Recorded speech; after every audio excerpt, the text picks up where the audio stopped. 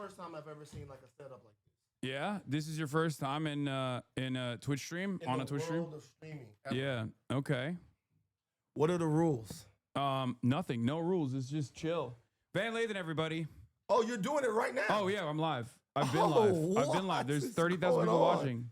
30,000 people watching? Yeah. I'm unked out right now. I have no idea how any of this works. Is. I mean, look, I'm unked too. Wait, how old are you? I'm 45. Okay, you're more unked than I am, but I'm also. You're not unked at all. No, 34 is supposed to be like big bro, but I think. Oh, also don't show your phone on that camera. That's the camera that we're using. Yeah. You don't want to see my explore page. But yeah, you don't want to see. We can look at it. But if in this realm,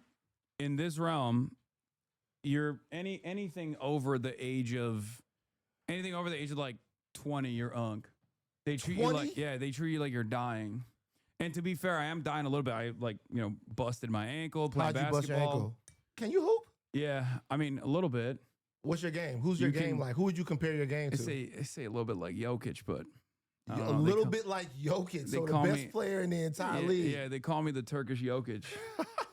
That's what they say. Look, they're claiming I can't hoop. Okay, hold on. We need to see some. Do you have video of you hooping? Yeah. I got you. Hold on. Here. Where is it?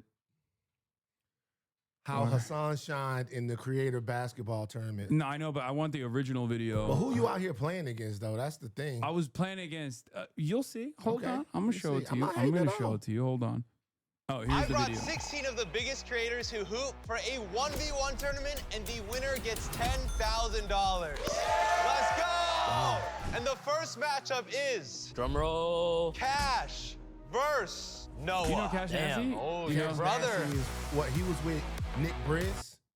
I don't know. He wasn't Cash Nasty one of the guys? Wasn't it when the pandemic happened? I got hooked on these crazy street ball games. Oh yeah. Well, I don't know about the other guy, but he was one of the guys. I think Cash Nasty was. He probably was. He wasn't with him, but he had a beef with Nick Bricks or Nick Briz or whatever. Nick something Briz? Like that. I don't know. You know that guy, the guy that like he dunks like the white guy.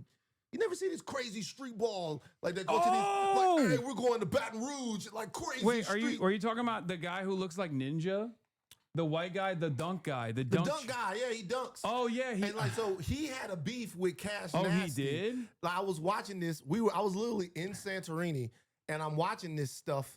Like I got hooked on it over and over. And there was a whole drama between Nick Briz and Cash Nasty. Nick was on there talking about look. Wait, maybe this is a different white guy actually, because the one I'm thinking of is the one I'm thinking about is a different white guy.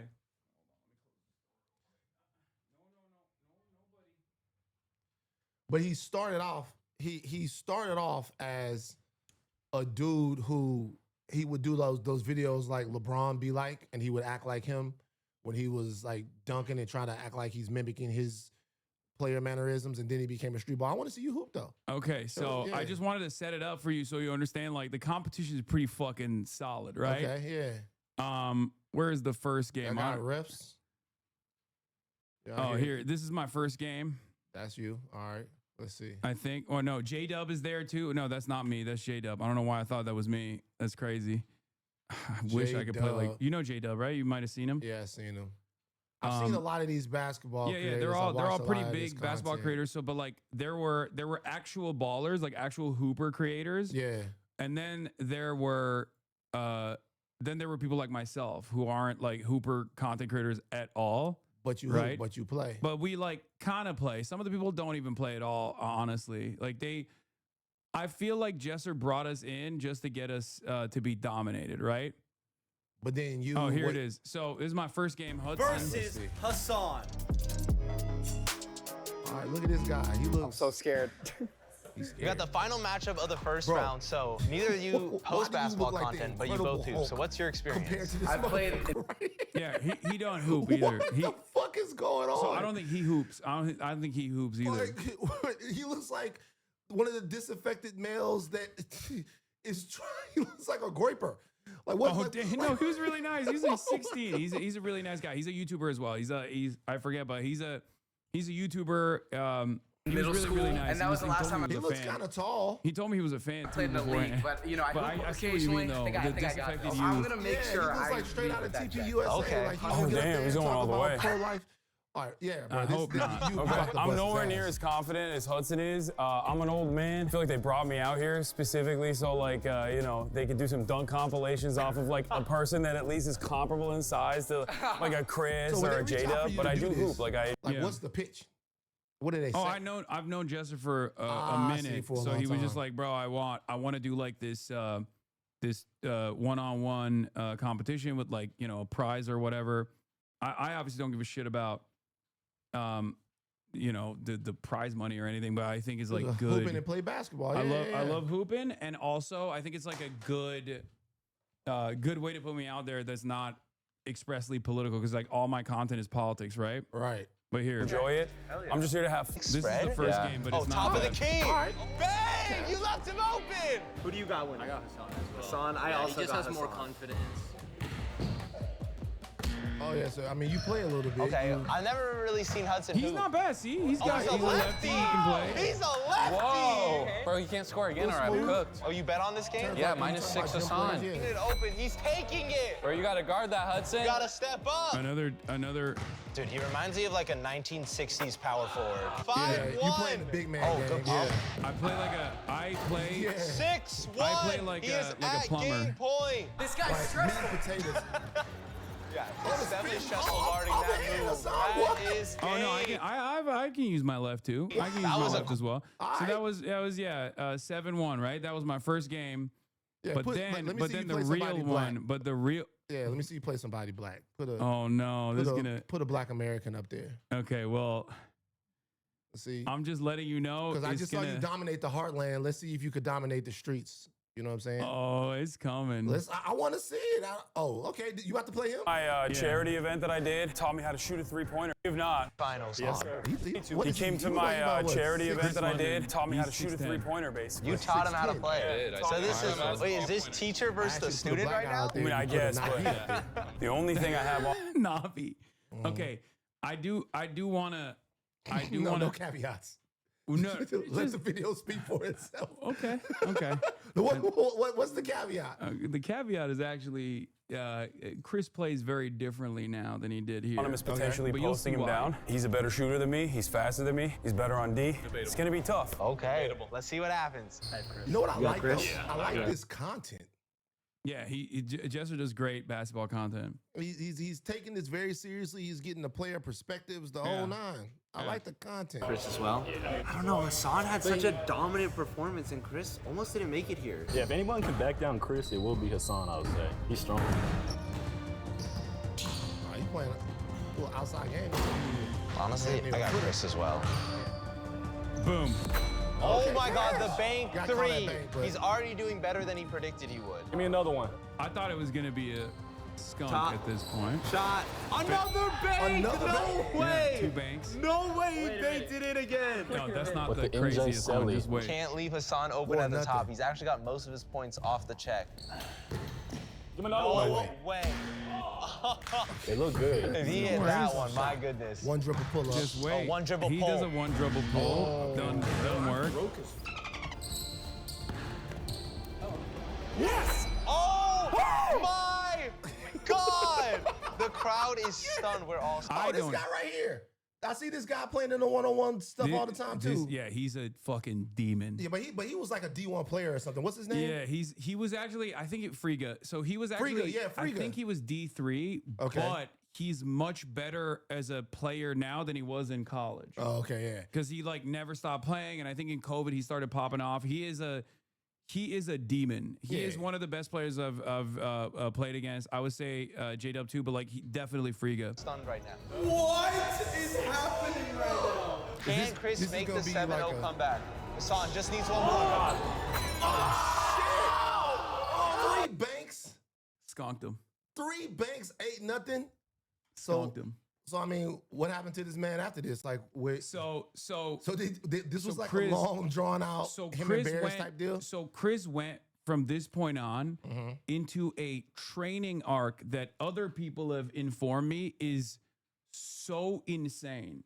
Right. That he went back to his roots. Like he did like a Naruto style training arc, and he's like Wemby out there now. He's doing logo threes. He's shooting like half court shots, making them at like creator games that they've been doing.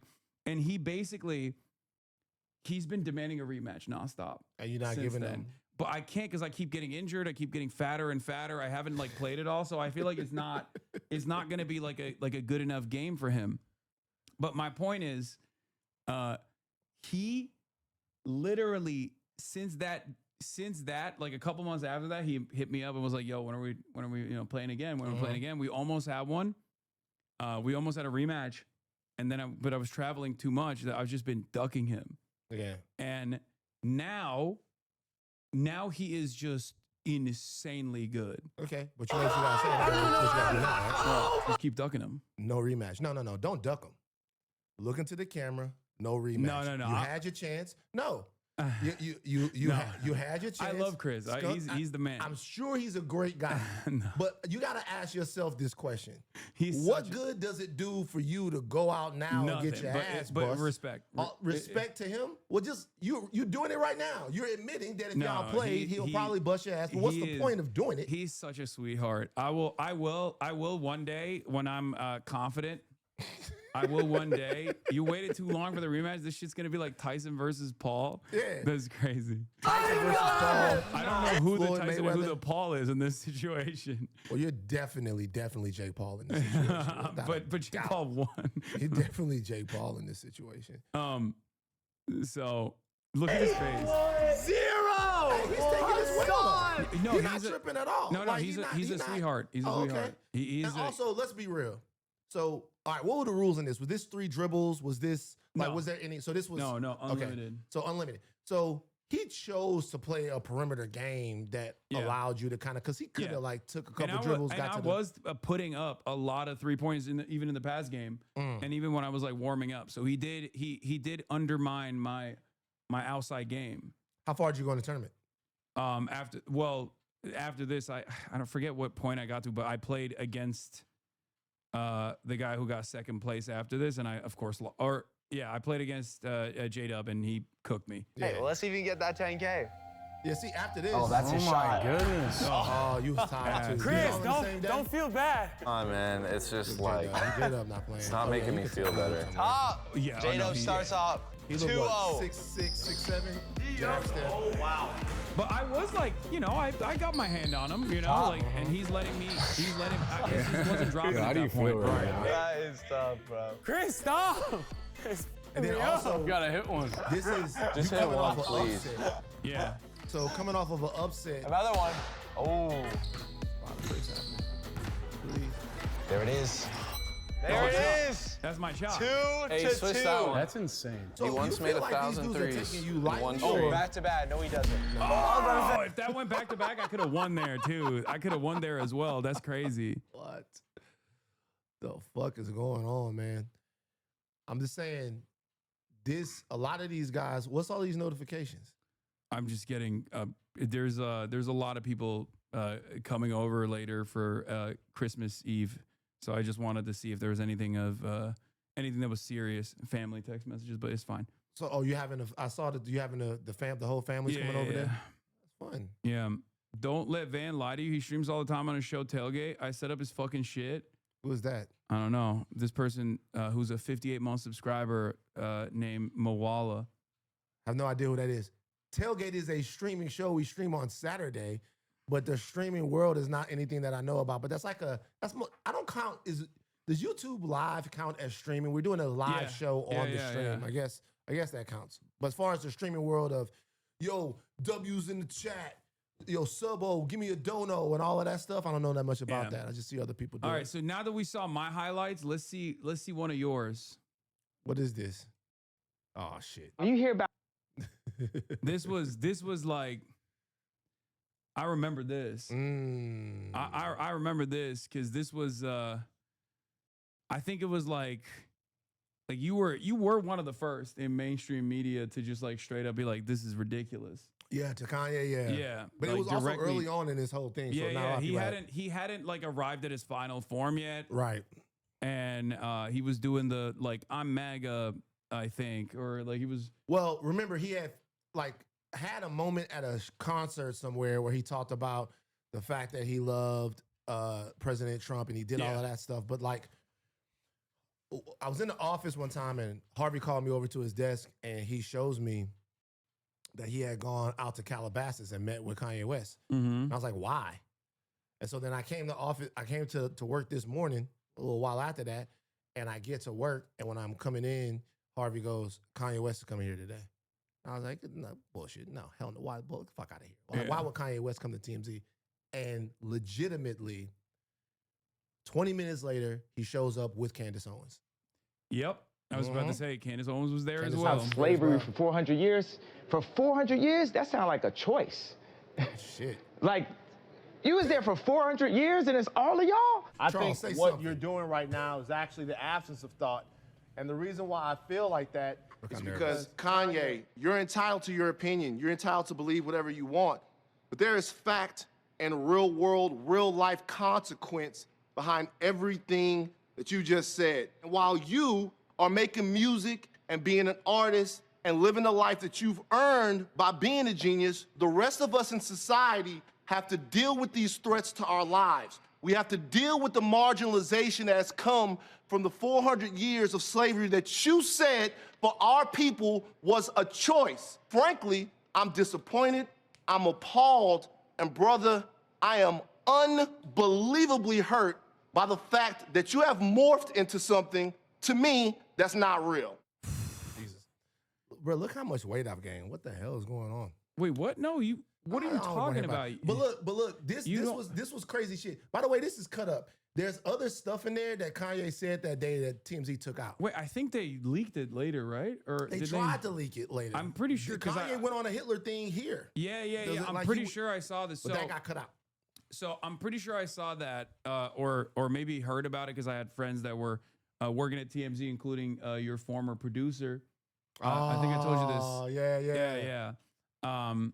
And what's really, the full length version is right here. What's really interesting about that is that I have a little bit of insider information on this because like he was doing the Hitler stuff with Candace Owens far before it became known publicly that he was doing like he was doing the Hitler pivot.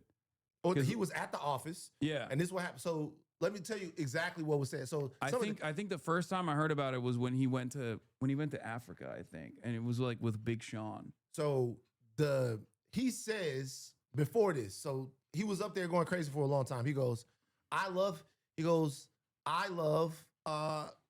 everyone. And then he goes, I love everyone. Then he goes, I love Hitler. And there was a producer there named Evan Rosenblum.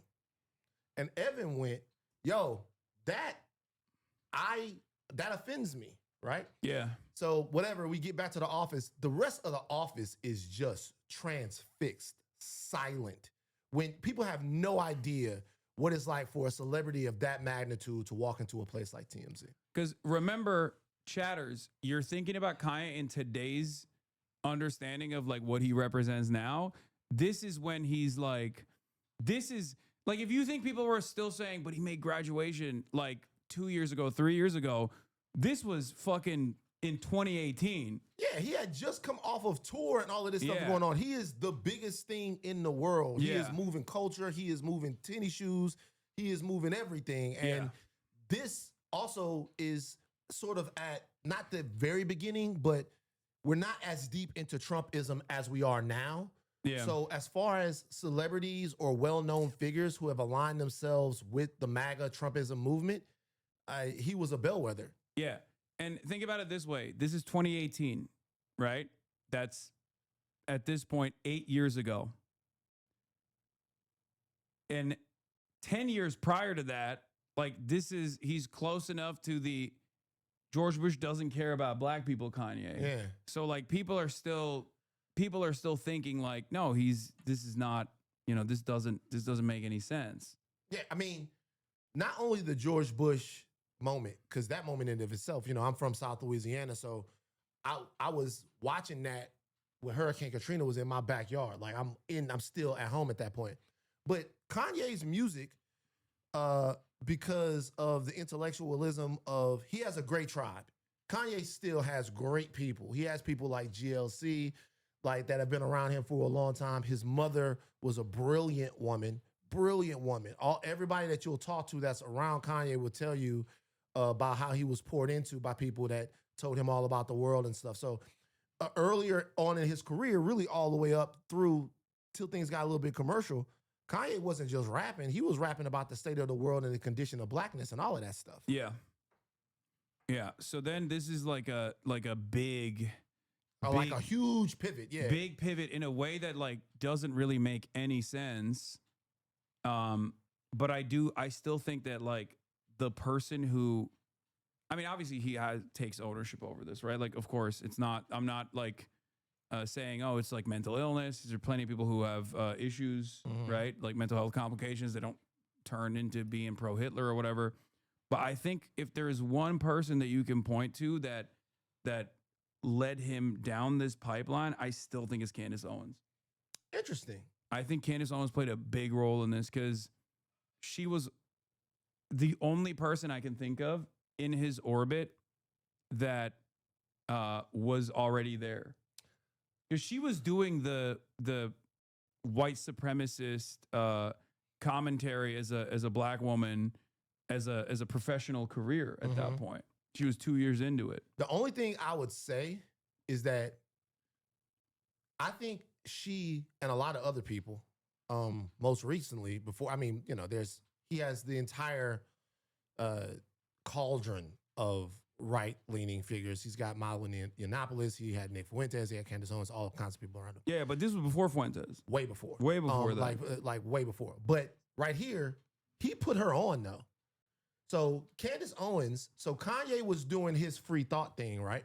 Candace Owens was at some event somewhere. Maybe it was for, I don't know if she was with TPUSA at that point or like what was the first group that she was with, and there were Black Lives Matter protesters that were there, and they stood up and they challenged her, and she said, hey, these people are reacting emotionally and all that. Kanye then put that out. He tweeted that and said, I like the way this person thinks. Yeah. So he had been on that a little bit before she got there, but I do think that what she helped do was crystallize and then distill for him a worldview that was grounded in whatever conservative ideals she thinks are important. All right, let's take a look at the extended edition here. Listen to this, please. 2 days before I was in the hospital, I was on opioids. I was addicted to opioids. I had plastic surgery because I was trying to look good for y'all. I got liposuction because I didn't want y'all to call me fat like y'all called Rob at the wedding and made him fly home before me and Kim got married. I didn't want y'all to call me fat, so I got liposuction, right? And they gave me opioids, right? And I started taking 2 of them and then driving to work. Look who's in the back. That's Charlie Kirk. Look who's in the back. I'm so excited. You guys see his fucking gummy ass grin even behind that fucking phone. That is Charlie Kirk. Now, here's the deal. It took somebody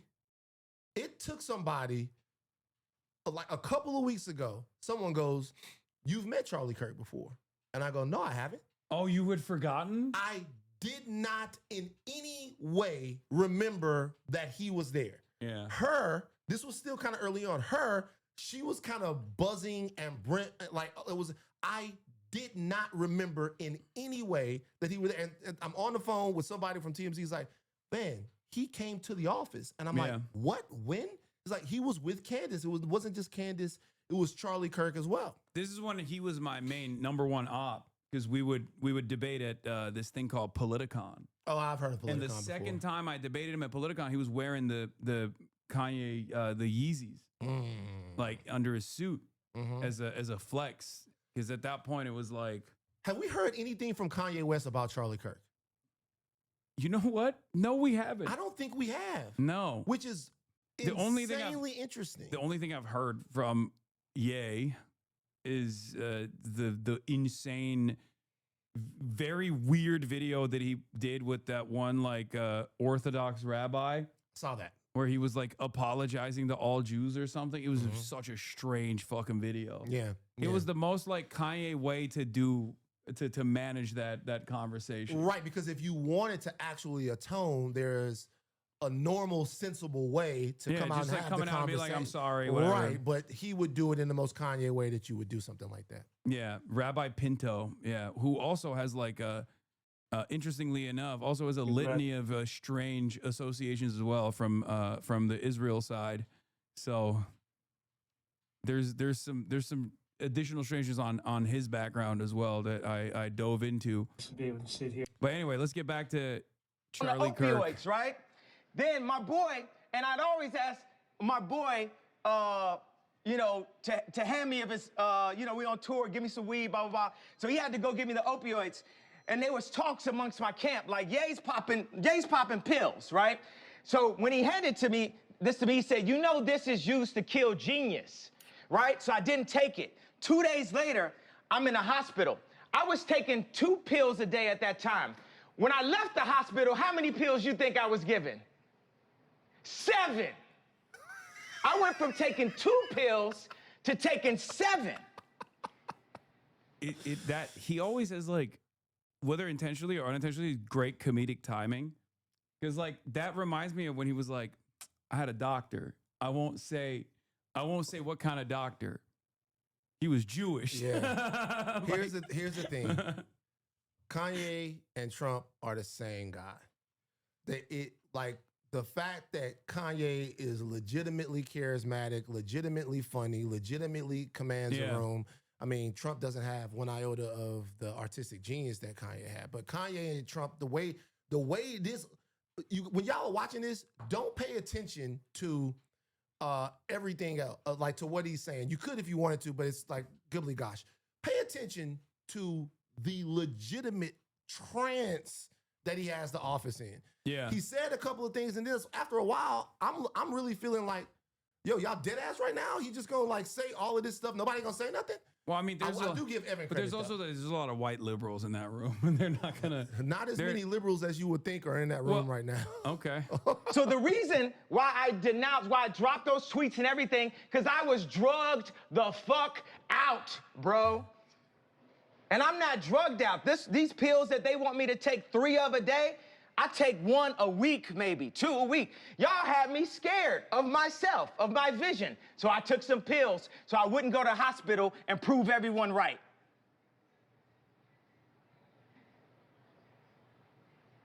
We are drugged out. We are following other people's opinions.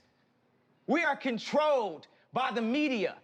And today, it all changes. You got Tupac and Lennon in that hallway.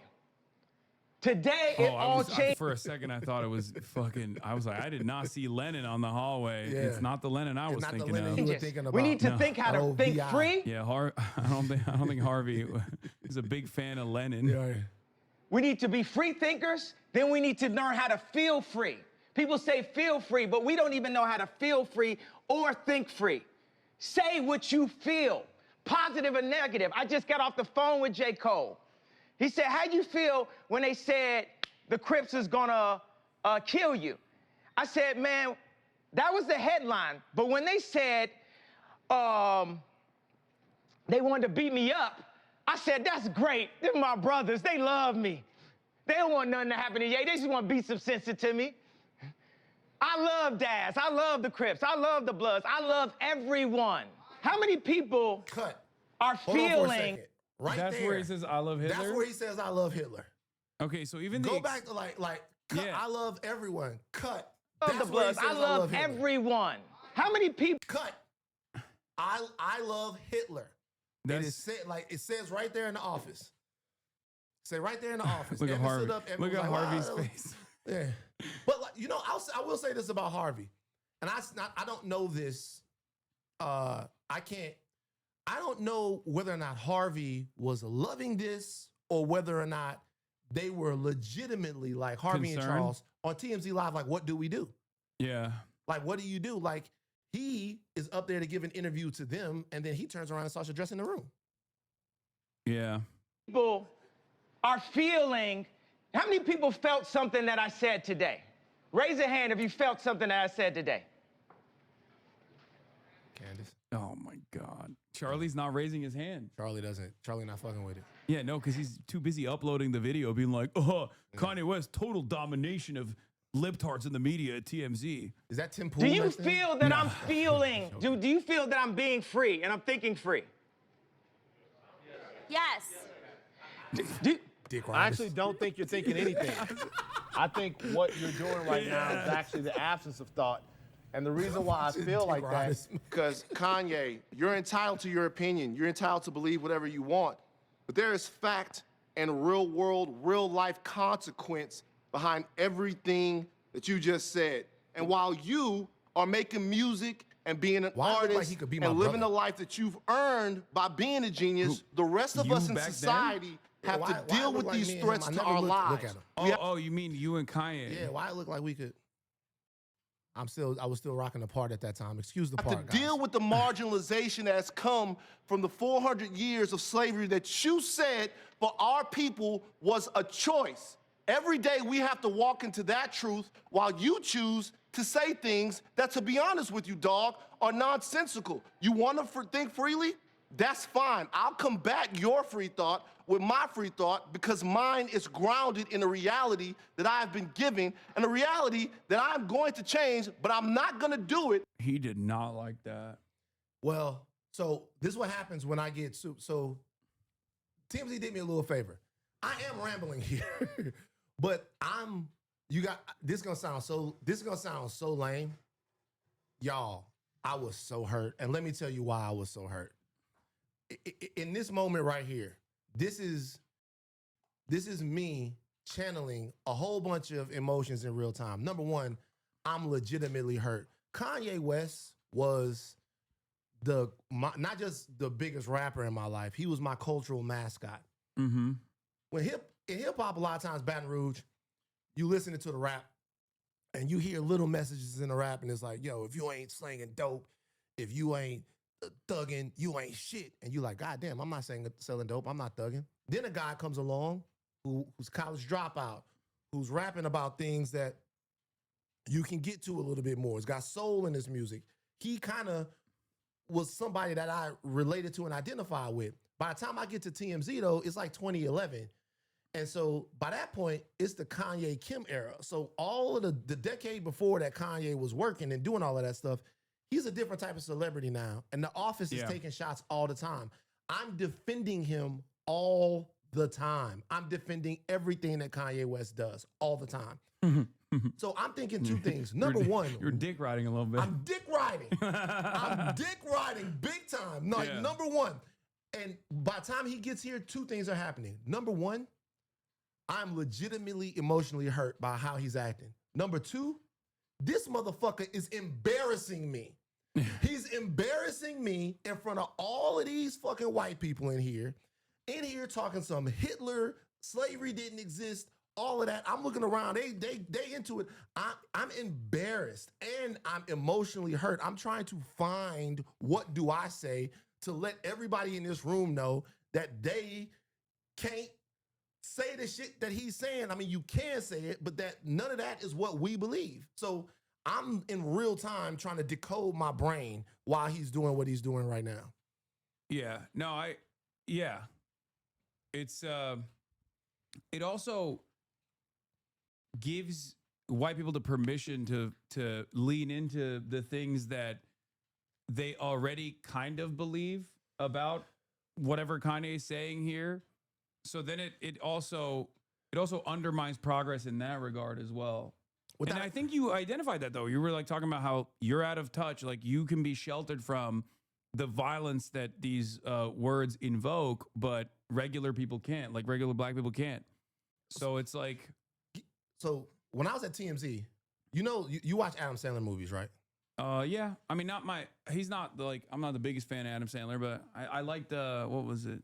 The 500 First Days. That was fine. That's the one that you go to?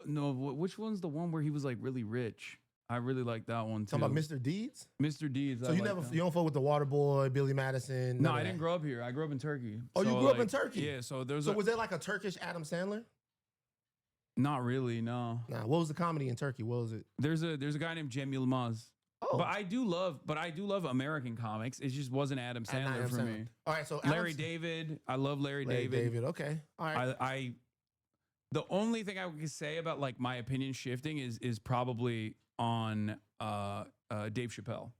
Dave Chappelle. I fucking idolize Dave Chappelle so much. Yeah. Like so much. Right. So Adam Sandler puts all of his friends in the movies. I know y'all all know that. The chat probably knows I know that too, yeah. All right. One of Adam Sandler's friends, the guy with the dark hair, I can't remember his name. TMZ got a video when you talk about giving white people permission to say something. And this is this is not me necessarily shitting on my time at TMZ. Was it Rob Schneider? Nah, not Rob Schneider. It was the other guy. Like, this was like one of his friends. Like, I can't even remember the guy's name. Like, my time at TMZ was fine. I had made a lot of friends, learned a lot, the whole nine. I'm not too good for TMZ, the whole nine, not doing any of that. But I will say this. So they get one of Adam Sandler's friends saying the N-word, like on camera, or he gets like arrested for it or something like that. Wait, he got arrested for saying the N-word? He got arrested. He was in like a hotel in Santa Monica and he was drunk. I don't think that's... And then he didn't get arrested for saying the N-word. He was like, he had a hotel in Santa Monica. He was drunk. He said something. And part of the thing was he said the N-word. Okay. Yeah. So TMZ gets him on camera. He's leaving, right? Maybe he might even been like walking away from court. And he's talking about the thing. He says, Suge Knight told me I could say the N-word. He says, Suge Knight, because, you know, he's hanging around in Hollywood and stuff like that. He says, Suge Knight told me I could say the N-word. So what's this? TMZ gets Suge Knight. We get Suge Knight and we ask Suge Knight, we say, hey, so-and-so, whatever this guy's name was, I can't remember his name. He goes, so-and-so said that you said that he could say the N-word. Oh, Suge goes, yeah, I ain't got no problem with it. Suge says, to me, nigga, that means more to me than African-American. Like, nigga is more, that means black more to me than African-American. We have the video. TMZ runs a poll on the website. Oh, it's like... TMZ runs a poll on the website.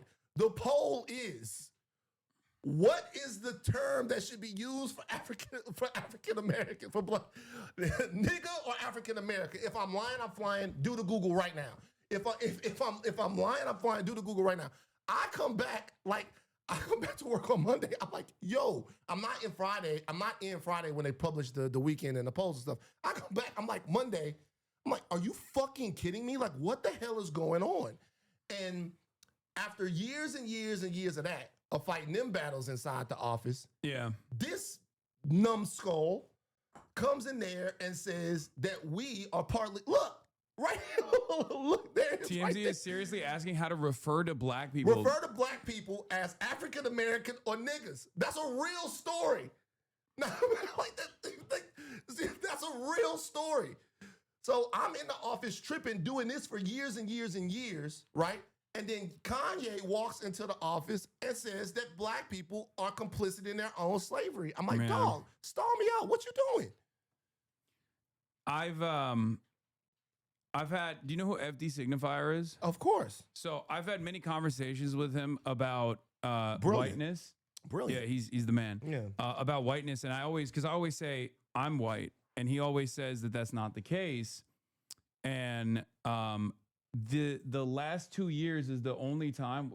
Okay, it's 3:30. Oh, it's the holidays, man. Okay, it's the holidays. But the only time where I've here you can put it. That's what I'm talking for me. about. And you're gonna swig off the bottle. Yeah, man. Come on now. If we gonna talk about the community, you gotta get some of the community in you now, Hasan. All right. I mean, sure. There you go. But cheers. Cheers. Drink responsibly, everybody. Happy holidays.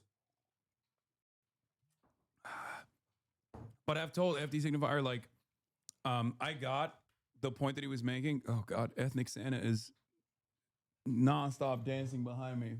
I did see that you got the Black Santa. Yeah, this is yeah, that's pandering. This is no. that's pandering. No, my nah, that's pandering. You gotta do better than that. That's okay. No, it's a tradition. It is? Yeah, I had my brother tradition for you to make this nigga dance for you for like the entire. yeah. Look at him back there. Does he get a break? He got benefits? No, he gets no benefits. Right, cool. No, what happened is my brother went to Home Depot one year, and they had run out of all the Santas, and he was like, "What is ethnic Santa?" They had they said ethnic Santa. They didn't say black Santa. Right. But it was obviously not this black Santa, but It's a different black Santa. But yeah, I had the ethnic Santa from Home Depot the first time I ever had Santa Claus behind me. Right. And then since then I sold. Now it's getting really racial for the IDF, but it wasn't the IDF for Israel. You It did was what? Immunodeficiency Foundation. Oh, because shit. he was such a I knew pivotal he was the fixture. deep state, bro. I knew It this was- whole time, bro. Because it was such a pivotal. I knew it, bro. Because it it was was too such- good. It was too good to be true, bro. It was too good to be true. I'm digging my grave. GQ model socialist was too good to be true. I knew they sent you here, dog. Yeah, so we were fundraising for the Immunodeficiency Foundation, and I to a fan, I sold a staple of the stream to fundraise for the Immunodeficiency Foundation, so we had to replace them. Does he have a backstory? No, aside from the fact that it was No, man. Like, when I have something like that, I'll normally give that character a fictitious backstory. No, I have not given him a fictitious backstory. I feel like it's just, he's just ethnic Santa. But like, there's a reason why this Santa is in this house right now and not out delivering. I feel like I'm a little too Caucasian to be making up stories I'll about figure why one a out. black I'll man figure is one out. dancing behind me. You got him dancing, so you need to give him purpose. I feel like I don't want to give him You too got him much. dancing, just I give don't want him to give some him sort too of much lore. But so in this entire deal, this is kind of the culmination. Yeah. Like Kanye is I'm not just hurt, but like I'm legitimately embarrassed by Kanye. Like Kanye, I've been somewhat Republicans not fighting whatever. I wasn't like a freedom fighter in the office. It wasn't that type of situation. I got along with a lot of my coworkers, and my coworkers were fine people. But in this situation, I'm like, don't come up in here and say this shit in front of them. Yeah, no, the reason why I was talking about FD is because like I had been banned for calling someone a cracker ass bitch in the past. Okay. For anti-white racism. Okay, yeah. Which was ridiculous. It was like, you know how conservatives are. They were looking for a outraged. reason to They were like, double. oh, so much outrage. This guy's so racist, whatever, right? So, and I can confidently say it now because it doesn't matter, and it was silly, and everyone understands and recognizes it as silly back then. But basically, for that reason, I was telling, like, I would always say, like, I'm white. What the fuck are we talking about, right? And FD would always say, you're not. You're spicy. Like, you're spicy white. You're white adjacent. And these past 2 years, because I am Muslim, I'm Turkish, these past 2 years is the only time where people have called in the question. Because when I talk about trans people, I'm a straight, white, heterosexual, cisgender guy. No one actually goes, oh, you're biased. But when I talk about Israel, everyone's like, you're Muslim. That's why you're a fucking terrorist. You're a terrorist. You're a terrorist. You're a terrorist. So like, I've been hounded so much with that, with the implicit bias that people come in, that I was forced to concede to FD on that one, where I was like, you were right. I understand why. I understand how white people perceive me when I talk about this kind of stuff, as not like someone who has the capacity to be unbiased.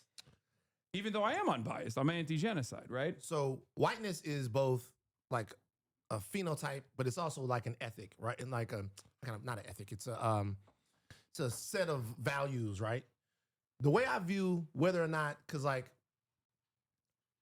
growing up in Louisiana, there's not that much diversity. But if it was 1955 and I was walking to school and there was a group of white guys harassing me, if I would look at one of y'all and be like, what are you doing? Why are you with them?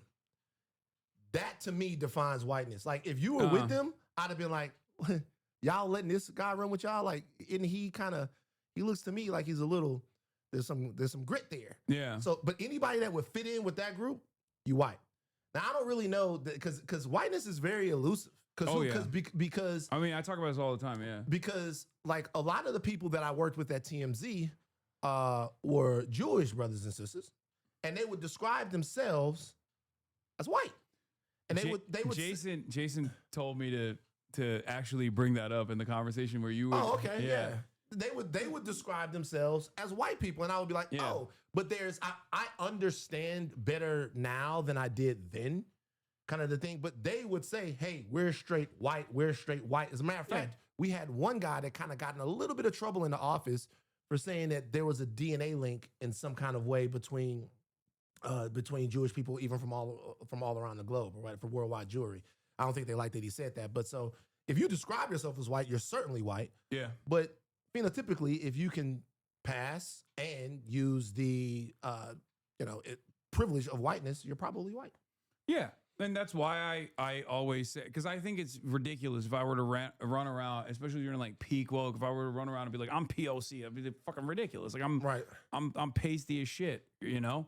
And I do have that privilege, and I recognize that I try to use it for good, but then, you scratch the surface and then people go, actually, you're not a part of this in-group and we will actually consistently attack you. But the point I was trying to make is that like, that was when that is when I was forced to concede on that front, because it's like, you're only as white as white people see you. Right. Like as a part of the in-group. And actually, this is something I talk about with respect to Jewish people in America quite a bit recently, because the conversation on the right now is whether or not Jews are still white. And the conversation on the right now is whether or not white people are still white. Well, there's that part of it, because you have the Nick Fuentes, the Myron Heritage Gaines, American, the Heritage American situation, but then there's also the other side of that story where, like, Nick Fuentes will, on the one hand, be like, I'm ethnic because my parents are, one of my parents is Mexican. But then also on the other hand, he's like objectively a white supremacist who said like miscegenation is akin to bestiality, right? Mm-hmm. So he's that person. But then also on the other side, they are arguing on whether or not Jews should still be considered a part of the in-group in general. Because whiteness is a socio-political construct. Right. It's just defined on what it isn't. And what it isn't is black. It's proximity to blackness. It's not about like, it's not a definable trait beyond like, even your skin color doesn't necessarily matter all that much, I think, personally. Because Albanians are white as fuck, but they're Muslim. Right. If you see an Albanian blonde blue eyes, you might think like that's a white person, but then you hear his name is like, Abdurrahman or something. You're gonna be like, oh, that's not a white guy. So basically, it's expanded throughout the years. Irish people first considered not white, then Italians even. Yeah, Italians, Polish people, Jews, and then all of these groups are now firmly in the white camp. And I guess the last version of this, the last group to come into the white category is Hispanics, broadly as a term, right?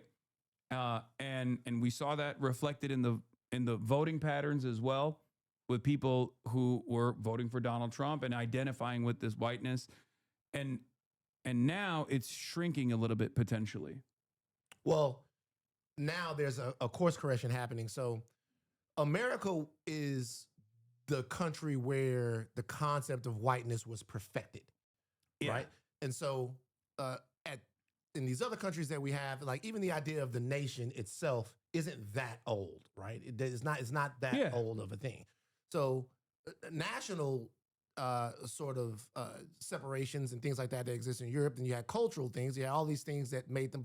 But when you came to America, it didn't really matter as much if you had French heritage, Anglo heritage, if you had Irish heritage. After a while, it did it in the beginning. In the beginning, it did. In the beginning, it did. Because then you became white. Well, because America was still perfecting the idea of whiteness. Yeah. Whiteness meaning the club that you have to fit into to be deserving of America's abundance. Yeah. Like, you are not the wretched of the earth. You are not the people that can't come into the club. Yeah. And that expanded and that expanded and expanded. And part of the reason why it expanded is because different groups started having different levels of success in America. So if you become a rich Irishman, well, then you graduate into whiteness. If you become a rich Italian, then you graduate into that. In order to, like, the Irish literally, in order to be a part of that, straight up turned around and became cops. Right.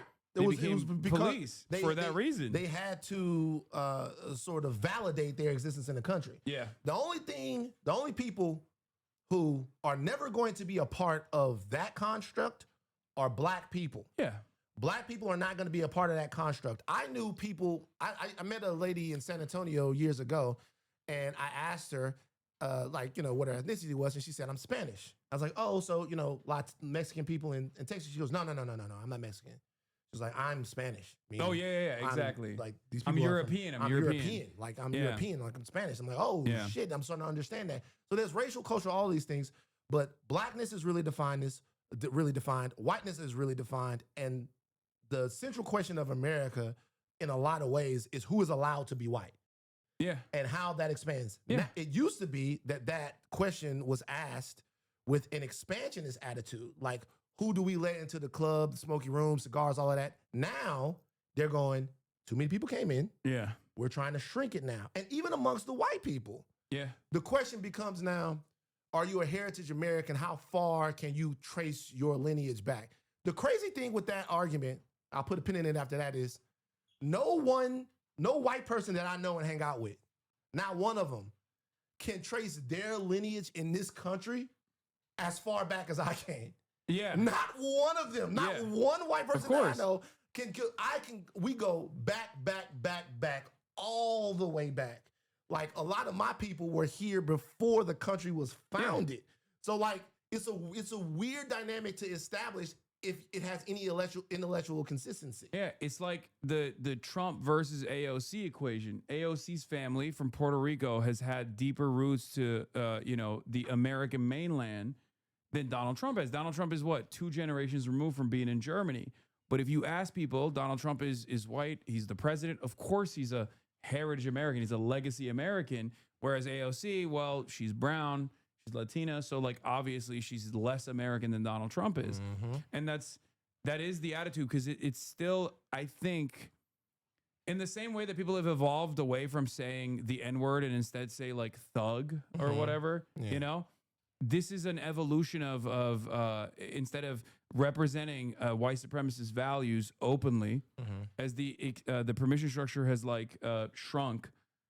It's a way to reinforce that same exact dynamic without actually saying it. Right. But it all still comes back to the same thing. And yes, you're absolutely right. Obviously, as I talk about all the time, whiteness is defined by what it's not. Right. And what it's not is black. Right. It's about proximity to blackness. It's the one drop rule. It's like, there's a reason why nobody thinks, Obama is another white president. Mm-hmm. They say Obama's the first black president.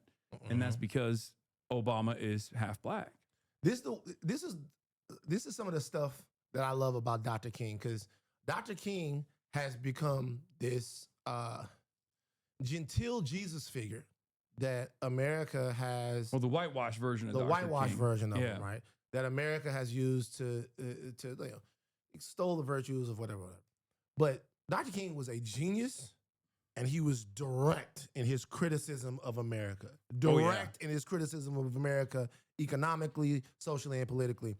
Even when you look at people would ask Dr. King, there's one clip where he talks about the Homestead Act and the millions and millions of land, the acres of land that were given to white peasants to settle so that America could expand during Manifest Destiny. When you juxtapose that with the conversation around reparations or the conversation around what black people are owed for their time of disenfranchisement and enslavement in the country, it's always such an interesting conversation, because you have, on the one hand, you have people saying, well, we weren't allowed to participate in the economy for hundreds of years. And then for time after that, anything that we got was taken from us. And then they go, well, we shouldn't just give you anything for that. And then Dr. King went, well, you did. You gave white peasants millions and millions and millions of acres of land to settle the land. And you also gave them what was under the land and on top of the land and all of that wealth. And also beyond that, white people did get reparations. Absolutely, for slavery. For slavery. Yeah, so white people are the only people in America that got reparations for slavery. Black people never got it, even though it was promised, 40 acres and a mule. White people were given reparations for the loss of the loss of commodities, to refer to people in that way. So the critique is actually deeper. The critique is this, or the observation when you get deeper into it, is it makes sense to give, and this is the operating system of America, it makes sense to give millions and millions of acres of land to white people because we believe in whiteness so deeply that we know they're going to turn it into something beautiful. It doesn't matter what you give, what has happened to black people. We don't want a nigga having shit. And it doesn't matter if it's owed. It doesn't matter if it should happen. It doesn't matter what went on. There's no amount of anything that it denotes investment into black people, black America, or anything, because they're here to be under the thumb of American whiteness. Yeah. There's also the other side of this as well, which is like not that it's the main point, but white supremacy is such a powerful motivator. It's such a powerful galvanizing factor that it actually ends up causing white people to advocate against their own best interests. Certainly. And that is the side of this equation that a lot of people don't understand. Lee Atwater, famously in the Ava DuVernay documentary, she highlighted this, had talked about how the anti-welfare programs were actually the anti-welfare programs and the advocacy against anti-welfare was actually a concept of anti-blackness that white people got on board with. There's this difference in opinion that I have with some other people, though. I do think that people in positions of power that don't want to have any welfare whatsoever for the working poor, whether they're white or black, will utilize the divisive but very successful technique of saying, well, black people are taking advantage of it in an effort to get poor white people on board to advocate against their own best interests. Well, I think it's a tactic. I think it's a very direct, I mean, Hasan, the southern part of America chose they chose poverty. Yeah. No, like exactly. When confronted with even Obamacare, like they chose, like the southern part of America, they chose poverty rather than, community or sharing or investing into this. The thing that I say even Obamacare, like there was 20 red states that had denied expanding Obamacare at the time. The real reason why was because they didn't want, the real reason was still obviously deregulatory. It was still at the behest of private insurance. But the way that they sold it was Obamacare is bad because Obama's doing it and he's and black. It's for black people. Yeah, and it's for black people. And the Obama phone, like all this other phones, shit. Obama card, all of that stuff. Yeah. The way to make people turn on something that can benefit them is to play to their inherent bias and the American dogma of who should be winning in this country. The moment, telling you, man, the moment somebody starts to come up that's not the chosen group of the country, the people that wield the power go, look what's happening. Look what's happening. All of your ancestors were on the Mayflower, and these people came over here from Africa in a drop-top 6'4", 1984, and they're taking all the jobs. Yeah. They're taking all the jobs. They came up from the border, right? And they're taking all the jobs. Like the stuff that was meant for you is now going to them. Help us stop it. Don't worry about the fact that you're going to fall off the subsidy cliff, right? Yeah. You're not going to be able to go to the doctor. Just, pray to President Trump. Look, Maybe he'll cure your glaucoma. Look to how white people live in like West Virginia. There's no County, worst county in the whole. Yeah, there's no fucking access to healthcare whatsoever. Like rural hospitals are pulled out completely. They're drop shipping healthcare from organizations that normally work in like underprivileged parts of the world, like Africa, where they go to West Virginia and open up dental care in a fucking stadium. Like they have philanthropic organizations working inside of the wealthiest nation on the planet where a fuck ton of white people live, right? And people still don't get it. People still don't understand it. And they still lean into the racial narratives where they think like, oh, the undocumented migrants are actually stealing from me. It's a very successful method, and I don't know how to really tackle it, but I guess there's you continue to have the conversation with America. You have it in good faith, and you have it bold, and you have it bravely. That's all you can really do. What I don't want people to do is to live their whole lives wrapped up in who tells them that they're not human. You can't do that. What you do is you go out, you build solidarity, you build family, you build friends, you build networks. You go out there and you get what you got to get. I got a question for you, a really important question. All right. About this whole thing. How many times would you estimate in your life that you said the N-word? Give me a number. I have no idea. Like just okay. So let's say I'll tell you my story about this. Okay. I don't know if I've ever talked about this on stream before. I probably have. I probably have in the past. So the chat. Me and my chat in the chat. I want y'all to put they're saying he has numbers in the chat. How many times no, you think? it's more than you would think. Hold on. Well, let me explain. Right. So Somebody said 1,200. Growing up in Turkey, I was obviously fascinated with American culture, which is black culture. Oh shit, okay. Exactly. Bro, 50 Cent. Okay, you want to know what the Jay-Z? No, it's even lamer than that. Who? And the unfortunate problem is that the failsafe doesn't automatically start. It took a while. It took like 15 minutes for it to get completely started. But I'm back. We're back. And we're going to continue talking about what we were talking about. You got a tweet because that was super long, and you know how attention economy goes? I know. Hold on. I'll do it. I love that this is a community here that everybody helps out. Okay, so it was now.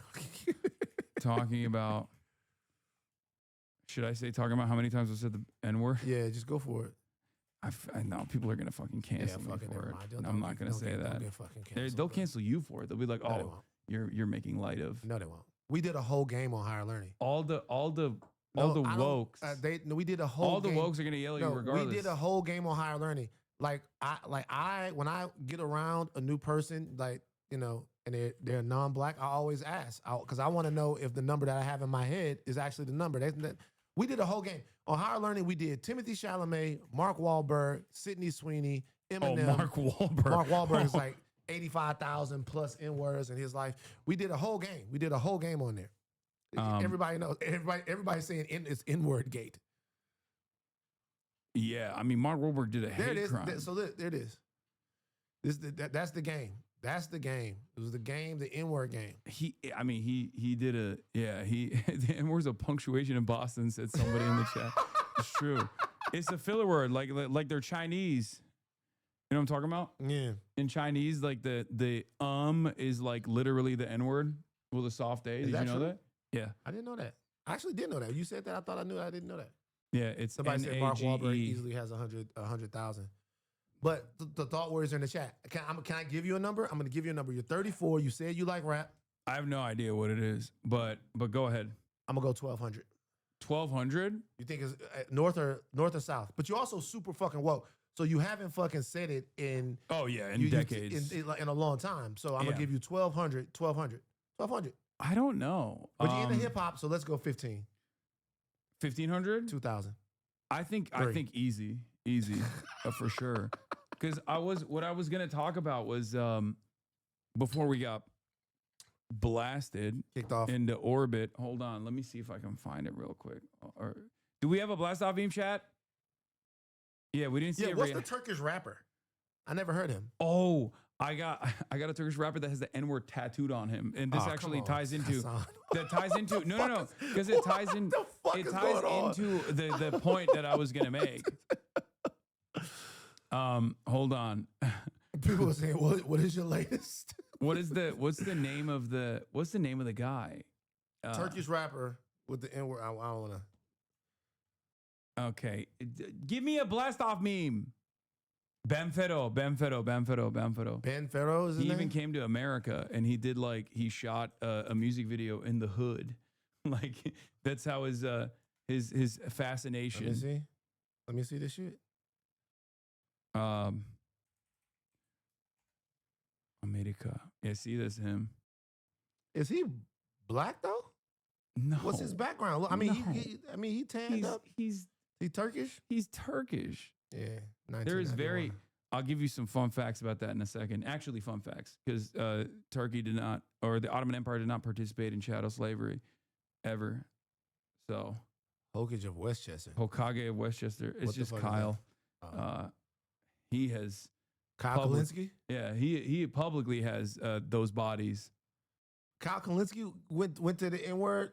Oh, Kyle, I never heard that. Not Kyle. No, Kyle is the man. He's dope, but never ask him who's hungry. Oh, come on, Kyle, man. Come on, Kyle. You don't know. No, I love Kyle. I've known Kyle for like, I've known Kyle almost for like 20 years. Crystal's husband. Yes. Kyle, come on, man. I've known Kyle But you know what though? If you look at the way Kyle runs the social media, you could tell Kyle got. Oh yeah. Kyle got that. Oh yeah. But he's you know what? I'm glad that I'm in the leftist circles now. I gotta go in. We gotta get this ship right.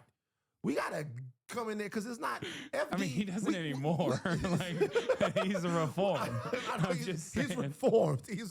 He's a reformed N-word user. We gotta get this ship right because it's a lot of people. You're right. Dark woke is a good. Somebody said dark woke, but Kyle is he's very aggressive with it. But somebody needs to come in here and shape shit up.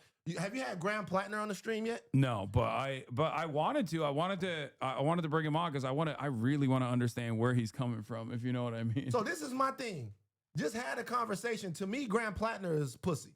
And I'm just be honest with you. Just have the conversation. Yeah. I've seen him have the conversation with Pod Save America. I saw him. I think he went on Sam Cedar. He might have gone on them, Breaking Points.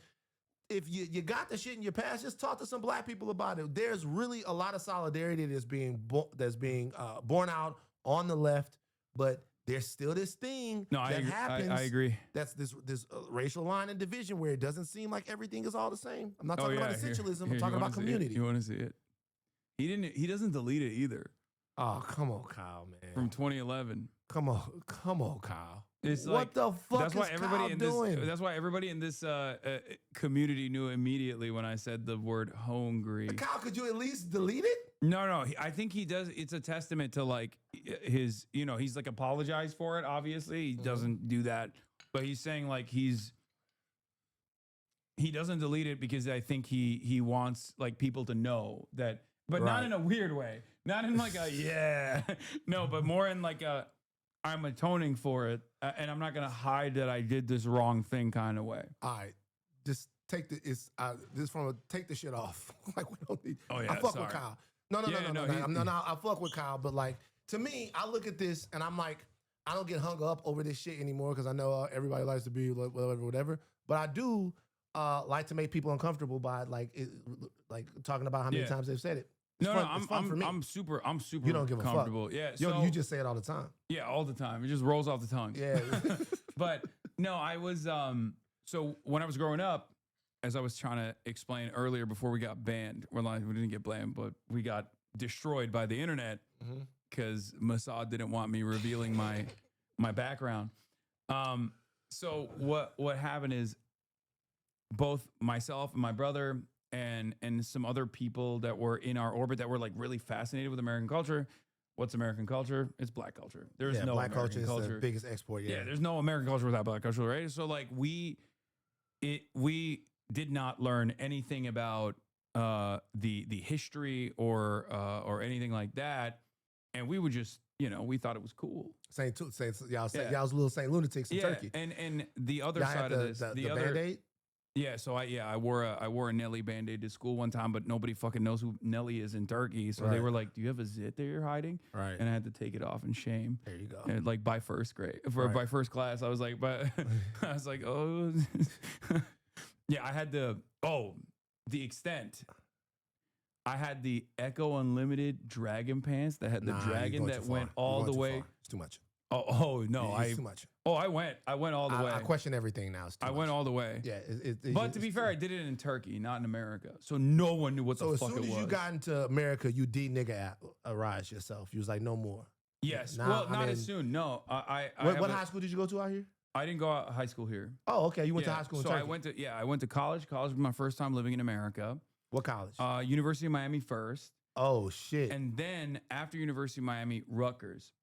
And it was my sophomore year where I had a black friend who pulled me aside and was like, no, literally, he pulled me aside and was like, listen, I know you're a little foreign. Because at this point, I'm like, 2 years in. I'll tell you how this conversation. I'm 2 years in. This conversation happened. This was the conversation. I'm really, hey, Hasan, I know you're not from around here. Yeah. I don't want to have to fuck you up. Chill. Let's go to the calf and eat. I think it was more like he just like he really liked me and he didn't want to like defend that to his friends. You know what I mean? Where he was like, this is not good. This is like very hurtful what you're doing. And I straight up was like, oh, okay. And then I never said it again. I was like, that's it. All right. Well, I didn't know. I'm so sorry. It was very embarrassing at first because like I didn't realize, you know what I mean? And then I moved on from it. Is this documented anywhere? Are your tapes gonna drop? Because if the tapes, if they was gonna come out, they probably would have got you last year at the height of everything. Last year, I've had Nazis up my ass for the last 10 years. They were got me a long time ago. No, there's no N-word tapes at all. Okay. But that's because that's like many years past that point. Right. You know, I was already. What was your biggest surprise shock about America? Like when you got here, what were you most? Oh my about? God, I was fascinated by America. Like I was one of those guys. I was a Marabou.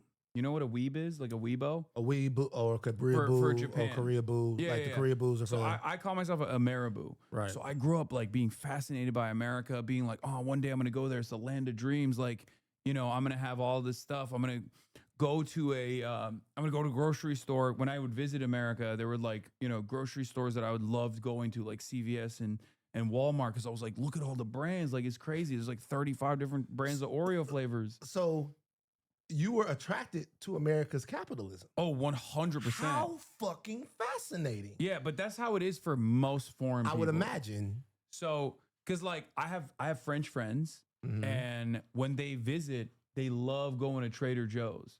That's their number one spot. A lot of people outside of America think Trader Joe's is the shit. They will literally buy the Trader Joe's tote bag because it's a flex. Right. You're around there, you're like, oh shit, he got that new Trader Joe's shit. Yeah. He must be. It's a flex. It's a flex in like France and all these other places where like, oh, you went to the United States of America and you went to a Trader Joe's. So, and we don't even think twice about Trader Joe's. No. Like, fuck, what are you talking about? Who gives a shit, right? Yeah. So, but it's like that. It's the abundance of different things that you can buy, all the stuff, land of prosperity. The cultural export of Hollywood totally got me, 100%. Right. That was my dream. My dream was to come to America, to go to college in America, more than anything else. People would say, I want to be an astronaut, I want to be a cop, I want to be a fireman, whatever. I was like, I want to go to America. When did you see the cracks? When I came to America. Like how? Like, do you remember like what it was? First hospital bill was my wake up call. Yeah, that'll do it. I went to the hospital, and when I saw the bill, I was like, "What the fuck is this country?" Everything I knew was wrong. Like that was my wake up call, because I was always anti-American foreign intervention. I grew up in Turkey, so like I'm on that side of the world. I see the negative impact of it, and many Turkish people are anti-America in that sense, right? But like coming to America, living here, having to go through the privatized healthcare system, and instantly I was like, this is the most fucked up thing I have ever experienced in my life. This is so unacceptable. And that was my first, that was my wake up call, where I was like, okay, fuck the Oreos. Yeah, fuck this that. Shit is fuck not Trader Joe's. This shit is not acceptable. You know what's interesting is like a lot of people will say that like they'll say I'm race obsessed. Like a lot of times people get upset. They say that I'm race obsessed. Yeah, white people say that probably. White people say that. But you know what's funny? Some black people too. But you know what's funny about it? And I'll explain it like this, almost piggybacking on what you're saying. And so I grew up in South Louisiana, right? These people are the most American people you can get. The black people that raised me, my ancestral home is South Louisiana. These are the black people that love the soil where they're from. They understand the politics and the culture of where they're from. These are Americans, right? But my entire worldview is oriented around what they don't have. Yeah. Like, I was a kid, my big papa used to come in there and make me read the newspaper. I used to be like, man, I don't want to read the newspaper. What's going on? My daddy pulled me to the side. My daddy said, hey, well, you know something? Whenever it's time for you, whenever Papa asks you to read the newspaper, you need to read it. Like whenever Uncle Pete asks you to read the newspaper, you need to read it. It's like, why? He's like, they can't read. So they look at you, or they don't read as well. They look at you and they look at you and they go, you're 6 years old. It's like 86, and you can read through this whole thing. They feel like they have purpose. They feel like it's working. And that's very important. So don't you be too prideful to go in there and do all of that stuff, right? Yeah. But we would go to places. My daddy from Maryland, he passed away now. Like my daddy from Maryland, we would go places. We couldn't hunt without permission. We couldn't fish. We couldn't do all of this stuff. And I would look around. I'd be like, yo, what the fuck is going on? And then slowly but surely, you learn about kind of condition and stuff like that. And so now, even though, you know, things are different and whatever's happened, I see that stuff everywhere and I just want to discuss it. Don't want to bum people out and make them feel, oh my God, but I want to fucking talk about it. Yeah. And fuck y'all, I'm going to keep talking about it. Fuck it. Yeah, no, I wasn't, you know, I'm not going to fucking stress you over that. What do you mean? I know you won't. Yeah. Give me a little bit more of that. Oh, you want some more? Yeah, a little bit more. There you go. I already ran out. I've been drinking. Oh, this is too much. No, okay. Save some for yourself. I'm just saying you might get back. I don't want you to get back to the old N-word version with too much crown. It's so it's so far removed from my lexicon. I'm aware. But what do you think about the state of the left? There's so many people on the left. There are. I mean, the left is in a state of disarray as always. The left has never historically been able to get their shit together, with the exception of like combating fascism. Like there's always, if you look back at like left organizing throughout history, is always motherfuckers posting. Always. Yeah. Like Lenin and Luxembourg are corresponding with one another, but everybody there are so many different delineations and so many different like tendencies on the left, and it's virtually impossible to get everybody together to identify what the real problem is, or like under a broad anti-capitalist vision. And in that sense, it's no different than where we're at now. Maybe it's a more diluted version of that. The only time where the left ever actually gets together and is united is when they're fighting Nazis. That's it. There's no other when they're combating fascism. Yeah. There's no other like uniting principle. There's no like anti-capitalist umbrella that everybody gets under, where everyone is consistently arguing with one another and also considers it to be, with the exception of united fronts and popular fronts and things like that, they consider it to be like a good thing. Even they consider it to be a solid approach, because then that's how you, through that self-criticism, you arrive at like the purest form. And I don't think that's how human beings work. It's one of my biggest frustrations in the modern left. My daddy used to call, my daddy said that I had dragon disease when I was a kid. And, you know, you would think that was something, you know, on your dick, but it's not. My daddy said that I had dragon disease. He said that like, what do knights do when they not slaying dragons? He would be like, what are you going to do when you're not slaying a dragon? He's like, you always got a cause. You always got something. And these weren't causes that like were just like always about social stuff.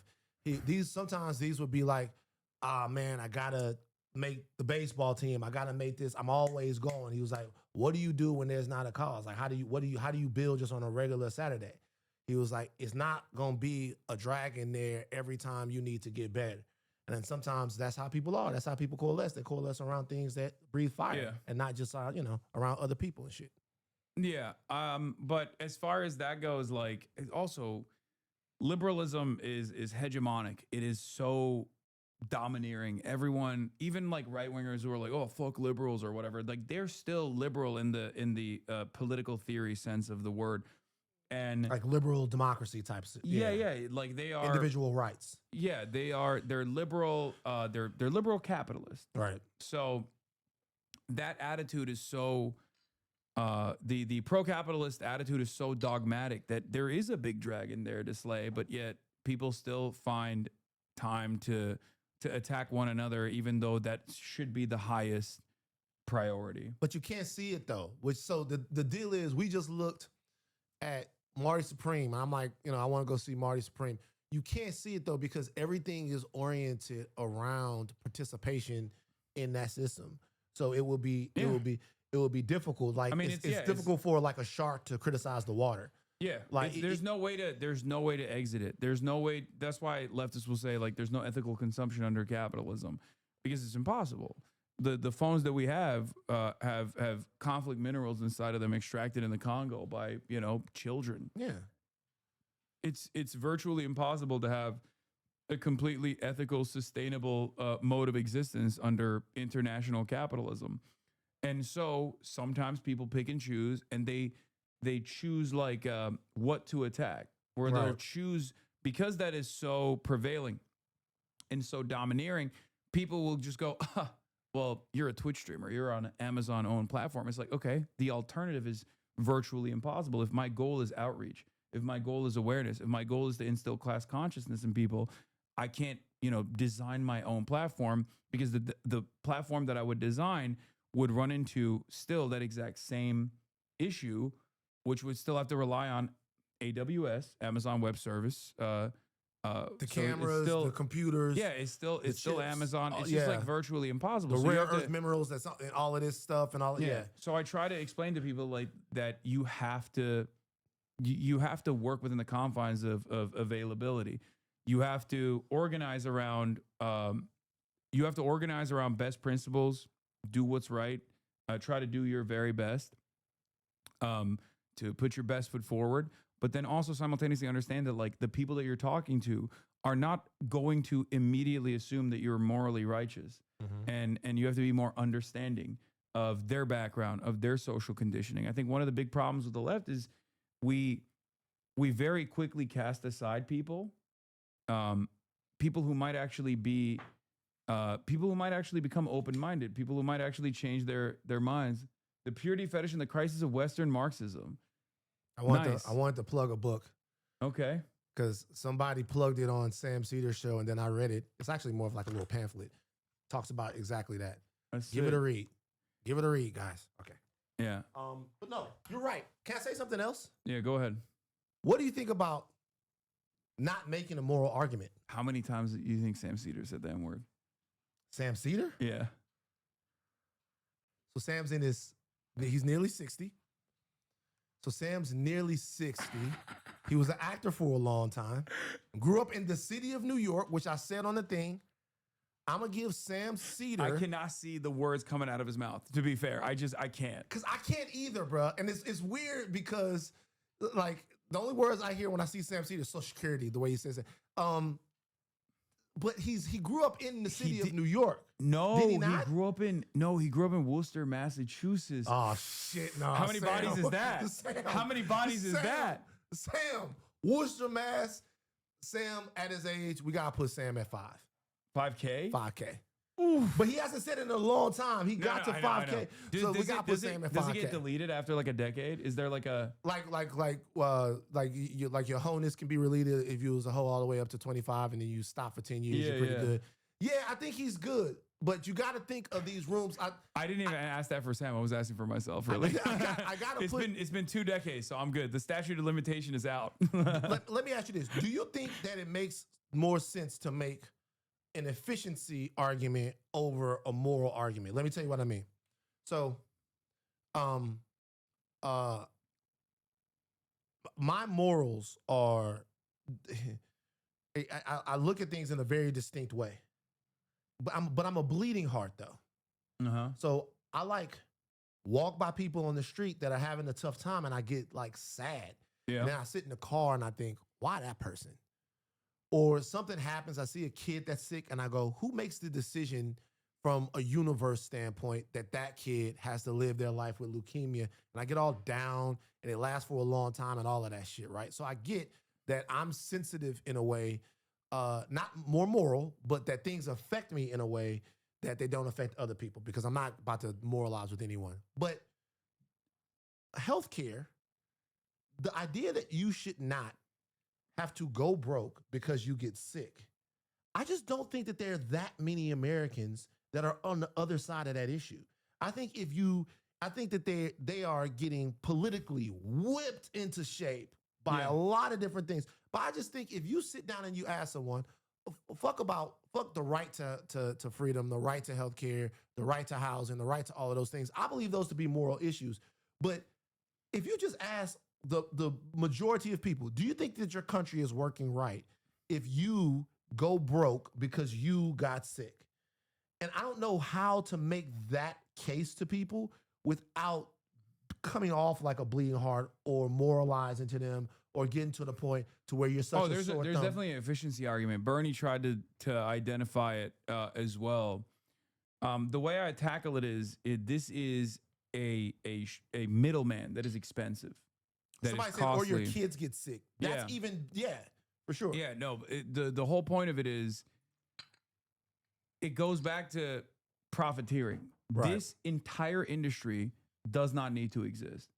And it doesn't exist in many other countries, or is very limited in many other countries where it's heavily regulated by the government. So the entire industry of private healthcare is an industry that is an unnecessary middleman that is unimaginably costly, and it has no investment or interest With driving up your prices. in lowering prices. Yeah, Exactly. it's driving up your prices. So it's just driving up the prices. And not only is it driving up the prices, how is it making money? It's making money by denying you healthcare. Right. So when you explain it to people, like, it's making money by taking money from you and then refusing to pay it back when you need it the most. So when you explain it to people like that, if you want to make like a more logical argument, that is the argument you can utilize. I think at the end of the day, though, there's a lot of people who they get duped by the Certainly. overwhelming amount of propaganda in this front. Right. And they get duped in a way that doesn't suit their best interest. They start advocating for things that actually harm them. And this is another, like, this is even more universal than I think describing to people how white supremacy hurts white people too. Like, because this is just directly something that you can see when your grandparents have cancer and they're calling up, and in their final days they have to call up the insurance company to make sure that they're not like leaving on debt for the rest of the family. Like, you very quickly realize this is a radicalizing moment for a lot of people. But in the absence of any serious movement in that direction from liberals, which is the left flank of the two major parties, and in the absence of that coming from the right, of course, they're never going to do that. They're anti it. Yeah, they're objectively against it. People don't even have the audacity to dream in that direction. They don't even think about it. They don't even think about a world where, like, there is one of the two major parties that's like unironically advocating for that. So that's why I'm pretty critical of the Democrats as well in that front. Well, you have to be. I mean, you have to be critical about corporate capture wherever it exists. Yeah. I mean, it doesn't matter. And that is, man, I'm gonna be real with you. I love my podcast is Higher Learning. It's not my podcast, it's our podcast. Beautiful, brilliant black woman named Rachel Lindsay co-hosts the podcast with me. But if it's one thing that my podcast listeners, our podcast listeners, is two people that are the hosts of the podcast, do not like, they don't like criticism of the Democrats, man. It's tough. Yeah. And the older I get, people hate me for that too. the older I get, the more I'm just like, listen, I want to have a discussion about corporate capture, about failed foreign policy, about things that have existed so much longer than you. And in order to have that conversation, man, it's got to be all inclusive. By the way, I came up with a backstory for him. Okay, let's hear it. Okay. So this is Bernard Claus. Bernard Claus? This is Bernard Claus. Okay. I'll tell you what happened. He started dancing. Yeah, he knows you're talking about him. He started dancing. Bernard started dancing. This is Bernard Claus. Okay, so this is what happened. 1976. Okay. Santa was in a real bad situation. 1976, Santa and Mrs. Claus were on the outs. Santa started drinking a little Ripple, a little Taylor Port wine, and it came down to a point to where Santa actually wasn't up to delivering the gifts. Yeah, drunk driving, he wasn't going to do it. Now, Mrs. Claus, she was mad. She wasn't even in the North Pole. She was in Anguilla, right? She was in Anguilla chilling with her girls. She was like, fuck Santa. Really. She was like, I saw Santa write a letter to Farrah Fawcett. Farrah Fawcett wrote a letter to Santa. Santa's beard is so luxurious, Farrah Fawcett said. I'm not dealing with that. I'm Mrs. Claus. I'm the fuck out of here. I don't have to deal with this motherfucker. So she's in Anguilla with her girls. Santa gets fucked up, can't deliver the gifts. There is one of Santa's homeboys who hangs out with Santa all the time. They knew each other from back in the day, Bernard. Bernard is like, I can't let the little kids in Harlem and Baton Rouge not deliver the gifts. Yeah. So Bernard Claus This guy right here dresses up and delivers the gifts to all of the kids in 1976. He comes back to the North Pole. Santa looks at him. Santa says, Bernard, you saved Christmas. You saved Christmas. What do you want? Bernard says, I want your most important assignment. Fast forward, Santa says, Bernard, there's one dude out there that's doing really good work. They continue to attack him. They try to get at him. I want you to spread Christmas cheer in his house. There's this young Muslim boy who has 1,200 to 1,500 N-words in his, in his history. Bernard said, okay, Santa, where does he live? Santa said, L.A. He said, I'm done. So that's Bernard Claus right there, and his job is to be Christmas cheer for you, handpicked by Santa. That's the backstory right there. I love that. Thank you. That's a much better one than the way I presented it initially, where I was like I was selling Black Santa on an auction.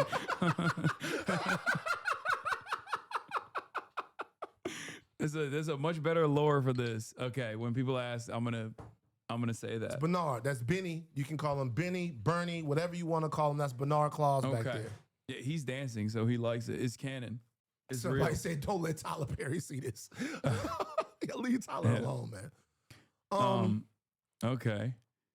This was you doing the I can look wait, hold on. at a white person, hear it, but they can hear and it. I can The N-word game? Yeah. guess how many times in their life that they've said the N-word. Donnie's going to throw some celebrities out at me, and then I'm going to guess their number. Quite the names on this list. Yeah, Donnie? Yeah. Go for it. First one, Sydney Sweeney. Oh, wait, what did you say? Oh. And what did you say? Sydney Sweeney. Unlimited. Sydney Sweeney is up there. No, it's up there. It's unlimited. But you have to also say that she's only 29, right? So she hasn't had that much time on the earth to say that but many she's N-words. still saying it probably. She probably still dipping into the bag of N-words, man. Yeah, every now and then when everyone's like, yelling at her in this last what pivot. if Sydney Sweeney like hit you up and wanted to go out? Would you go out with her? You're a young man about town. Would you go out with Sydney Sweeney? Would Hasan go out with Sydney Sweeney? Would I save Sydney Sweeney from Scooter Braun? I mean, it would be for the public good. It would be part of public good. It would be but you would have to do it. See, you know what I knew? What? People think you're an activist, but I know what you are. You a sacktivist. What does that mean? You a sacktivist. I know a lot of these sacktivists out here trying to get a sacktivist is what you are. For me, I'm Turkish. Right. So when I see someone, like I always say this, but someone of the blonde hair, blue eye variety is exotic for me. That's exotic. Oh, yeah, because there's not that many blonde haired, blue eyed Turkish people out there. Turkish women bad though. Yeah, there's definitely some. Oh yeah, and Dua Lipa as an extension. Turkish? No. Yeah, I thought she was Albanian. She's Albanian, Yeah, but we claim that. Oh, okay. We claim that because we Dance the dominated those lands for many years. Dua Lipa was the victim of racism to me. Wait, really? 2 songs came from the Barbie soundtrack. One is Dua Lipa, Dance the Night. The other one is What Was I Made For, Billie Eilish. This is no shot to Billie Eilish. Billie Eilish is dope. Oh, Billie's woke, yeah. Billy's dope as hell. Man, Dance the Night is way better than What Was I Made For, bro. I feel like they took it from Dua Lipa, man. I'm a Dua Lipa lover. I'm a Dua Lipa stan. Dance the Night, I listen to it all the time. I make my homies listen to it. Yeah, she's great.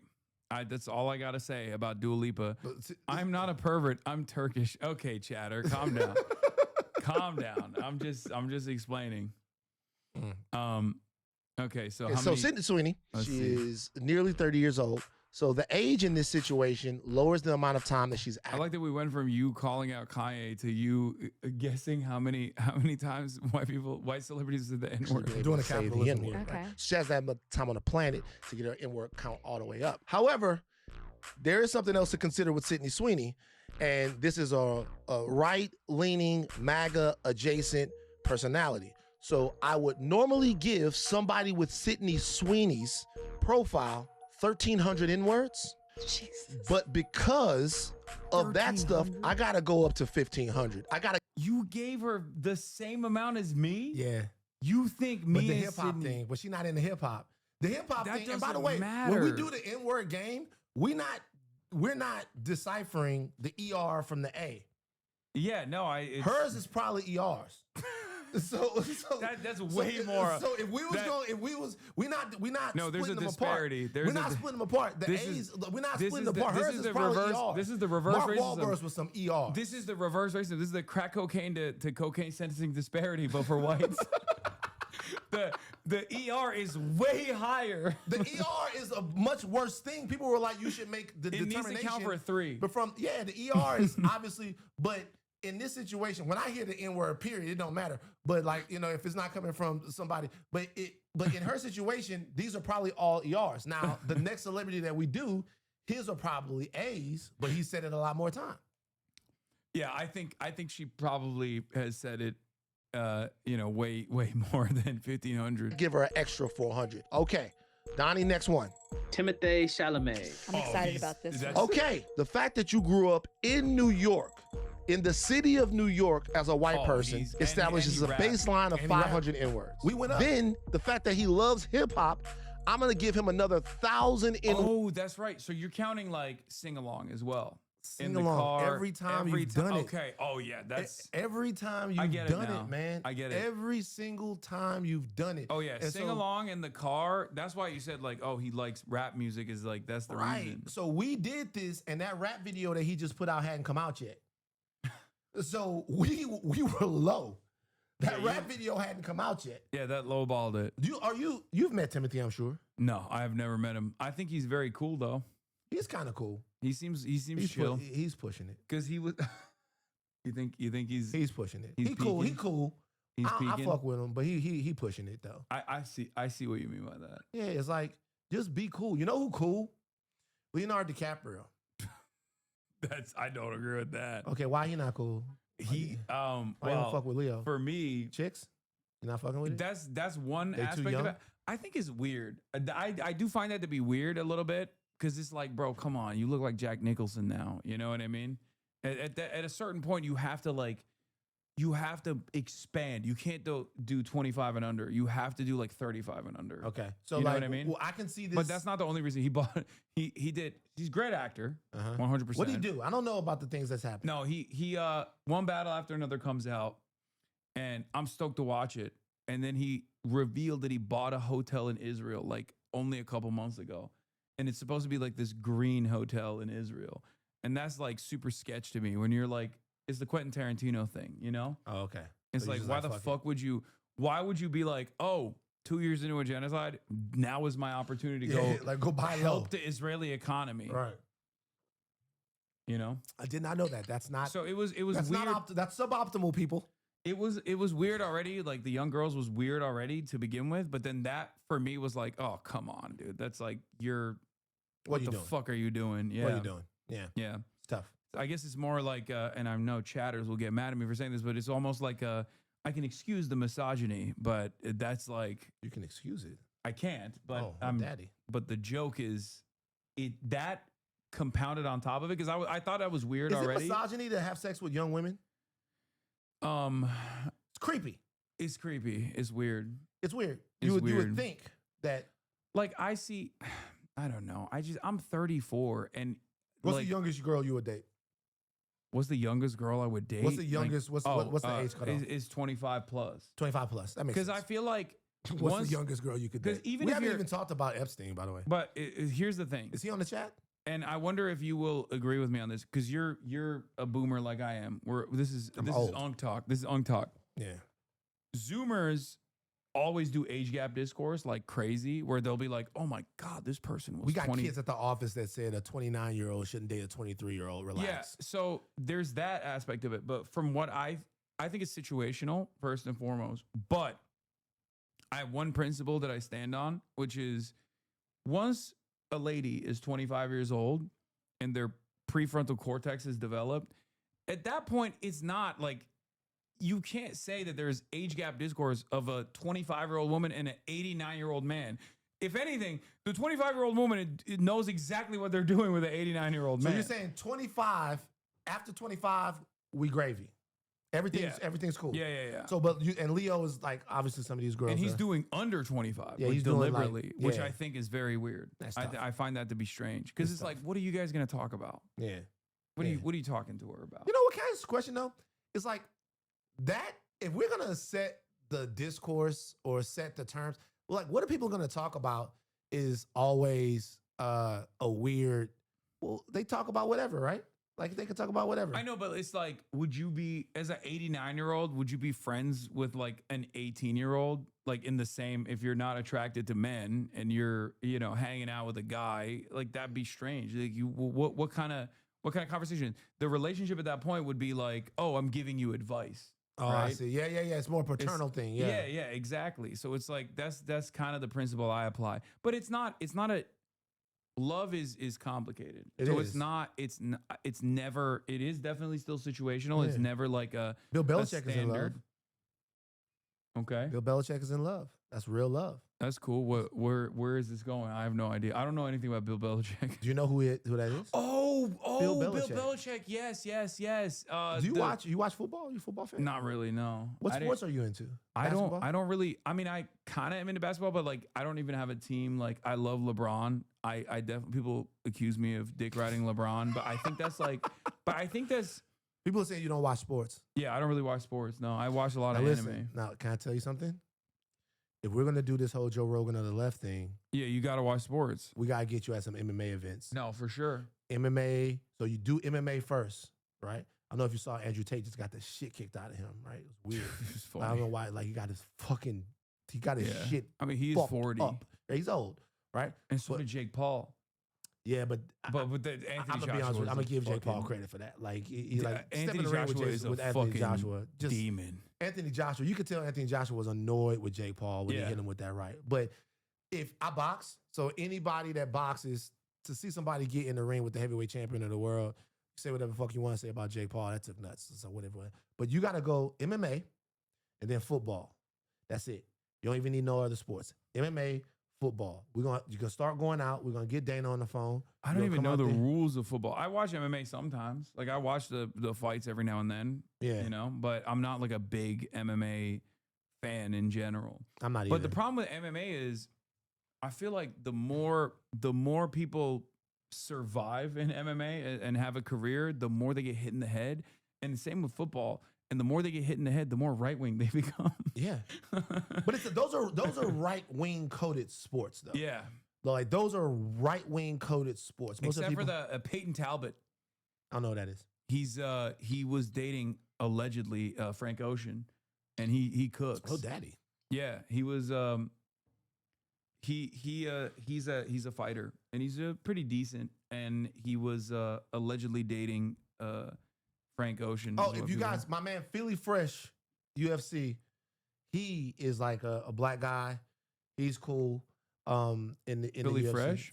Philly Fresh in the UFC. But I don't watch the MMA too much. But if you're gonna be out there, you're gonna do the thing. You got to do the MMA. I also feel like Dana White probably fucking, if he knows who I am, he probably hates me. He might. I know all of his boys, like all the Nelk boys and shit. I know them, so I feel like he would not be a fan. Dana White. Yeah, he's pretty hardcore. He's Trump. He's everything. How did Trump get all of the podcasters with the biggest audiences? Why do you think that happened? I mean, it's a natural. Trump has clout. He's telegenic. He's gonna go on these podcasts, and a lot of these podcasts, and I know a lot of them. They care about the clout. They care about the attention that they get.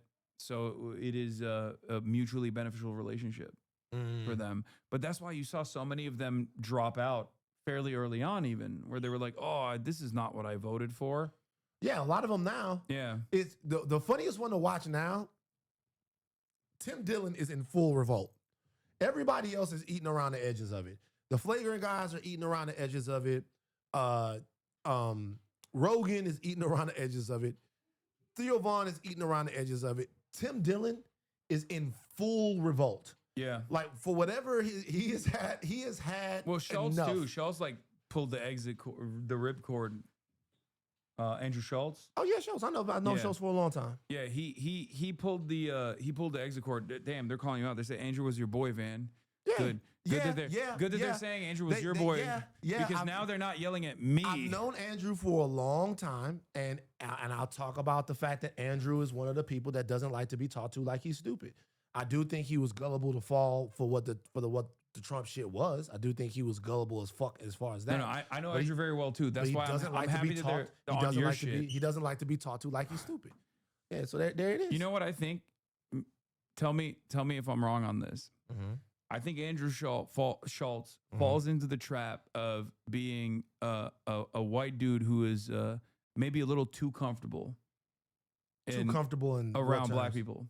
Okay. Where he says certain stuff because he has a show with Charlemagne, where I think people get mad about that. Where they're like, it comes from, like, it moves beyond a sense of comfort, but for the outside audience, they think like you shouldn't be talking like that. I don't know that it has that much to do with Charlemagne. I think that what it really is that, like, he thinks he's valid. He thinks he's like connected. Well, I mean, that's kind of how he came up. He came up, like, in proximity to Charlemagne and to all of these other black comics and stuff like that. And I think, what the hell is happening? I'm getting a drink. Oh, okay. I think that sometimes that gets in his head or whatever. But like, when Andrew's really white, he's like really, really. Yeah, he even had the fucking Luftwaffe haircut, like a airplane pilot in 1938. But not Germany. so to the point, in my opinion, to where he is going to support a bad idea when he knows it's a bad idea. And I will give him credit for that. Like, I think all the biases and all people can see that, but he's not going to support a bad idea when he knows it's a bad idea. But they've had other problems on Flagrant recently. There was a whole uproar over I didn't even know what happened with Akash. I mean, I've been on Flagrant, but I didn't pay attention to it. But apparently that was like a big deal. Like, people are calling him a cuck or something. I don't know. I don't know what it is. I have no idea. I asked if he wanted to drink something, chat. Calm down. Yeah, he didn't give me like. Oh, don't say. He didn't give me no drinks. I said, man. do you want something? He said nothing. He didn't give me no drinks. Do you want something to drink? Yeah. Well, what is this? What is it? I got what it is. Diet Dr. Pepper Blackberry. Blackberry. Yeah, it's actually pretty good. I have a cream one too, cream soda one too. Also Diet Dr. Pepper. Racist ass Diet Blackberry.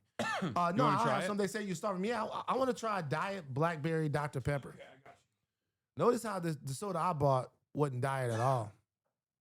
Look at the chat. You don't drink diet? How many people are in this chat right now? There's only like 20,000. 20,000 people in the chat. Because we went offline. So how many people? What's the like most amount of people you ever had in the chat? 314,000. When was that? This last election. And they were coming on here to watch you talk. Yeah, like the day of the election. 314,000 people. Mm-hmm. Did you vote for Kamala Harris? Yes, I voted for Kamala Harris. But I didn't just say it. No, but I didn't say it until far after the election, because I was like very critical of Kamala Harris, and I did not want to endorse her, and I stand by that for sure, because I think it's I think that they completely fucked it up. They completely fucked up everything in the election. My criticisms of Kamala Harris were fairly prescient, and that's part of the reason why there were so many people writing in the mainstream about like all the things that I was warning about ahead of time. I mean, I never was like, oh, you should vote for Trump. Like, that's fucking insane. I always communicated to people that like you should not vote for Trump, no matter what you do. But I couldn't get myself to openly be like, I love Kamala Harris, you should vote for her. And I stand by that. Yeah. I think it would have been unprincipled and it would have been fucked up if I straight up celebrated or urged people to do that. So you think celebrating a black woman is unprincipled? Yeah. Yeah. It's because of my racism. There you go. No, I think. See how you see how, yeah, I mean, see how easy it is to do? Yeah. See how easy it is to do? I could do that easy. I could play that game all day. I don't play that game. Look, I understand. I think any criticisms of Kamala Harris are basically baked in criticisms of that wing of the Democratic Party. And I think that rather than people get mad and get into attack mode over those criticisms, it would be better to have conversations with those candidates and with the party about those criticisms and about how they grow from them and do better moving forward. Because obviously there are so many things that would be different right now. If Kamala Harris, you wouldn't have people getting pulled off the streets. You wouldn't have. It would not. It would nowhere. Of course, it would not be as bad as it is. It's not even a question. But But I also mentioned that as well. They kicked Hasan out of the DNC. Yeah, that's true. They did. They did kick you out. What? Yeah. So the Kamala campaign actually was pretty sweet on me initially. Oh.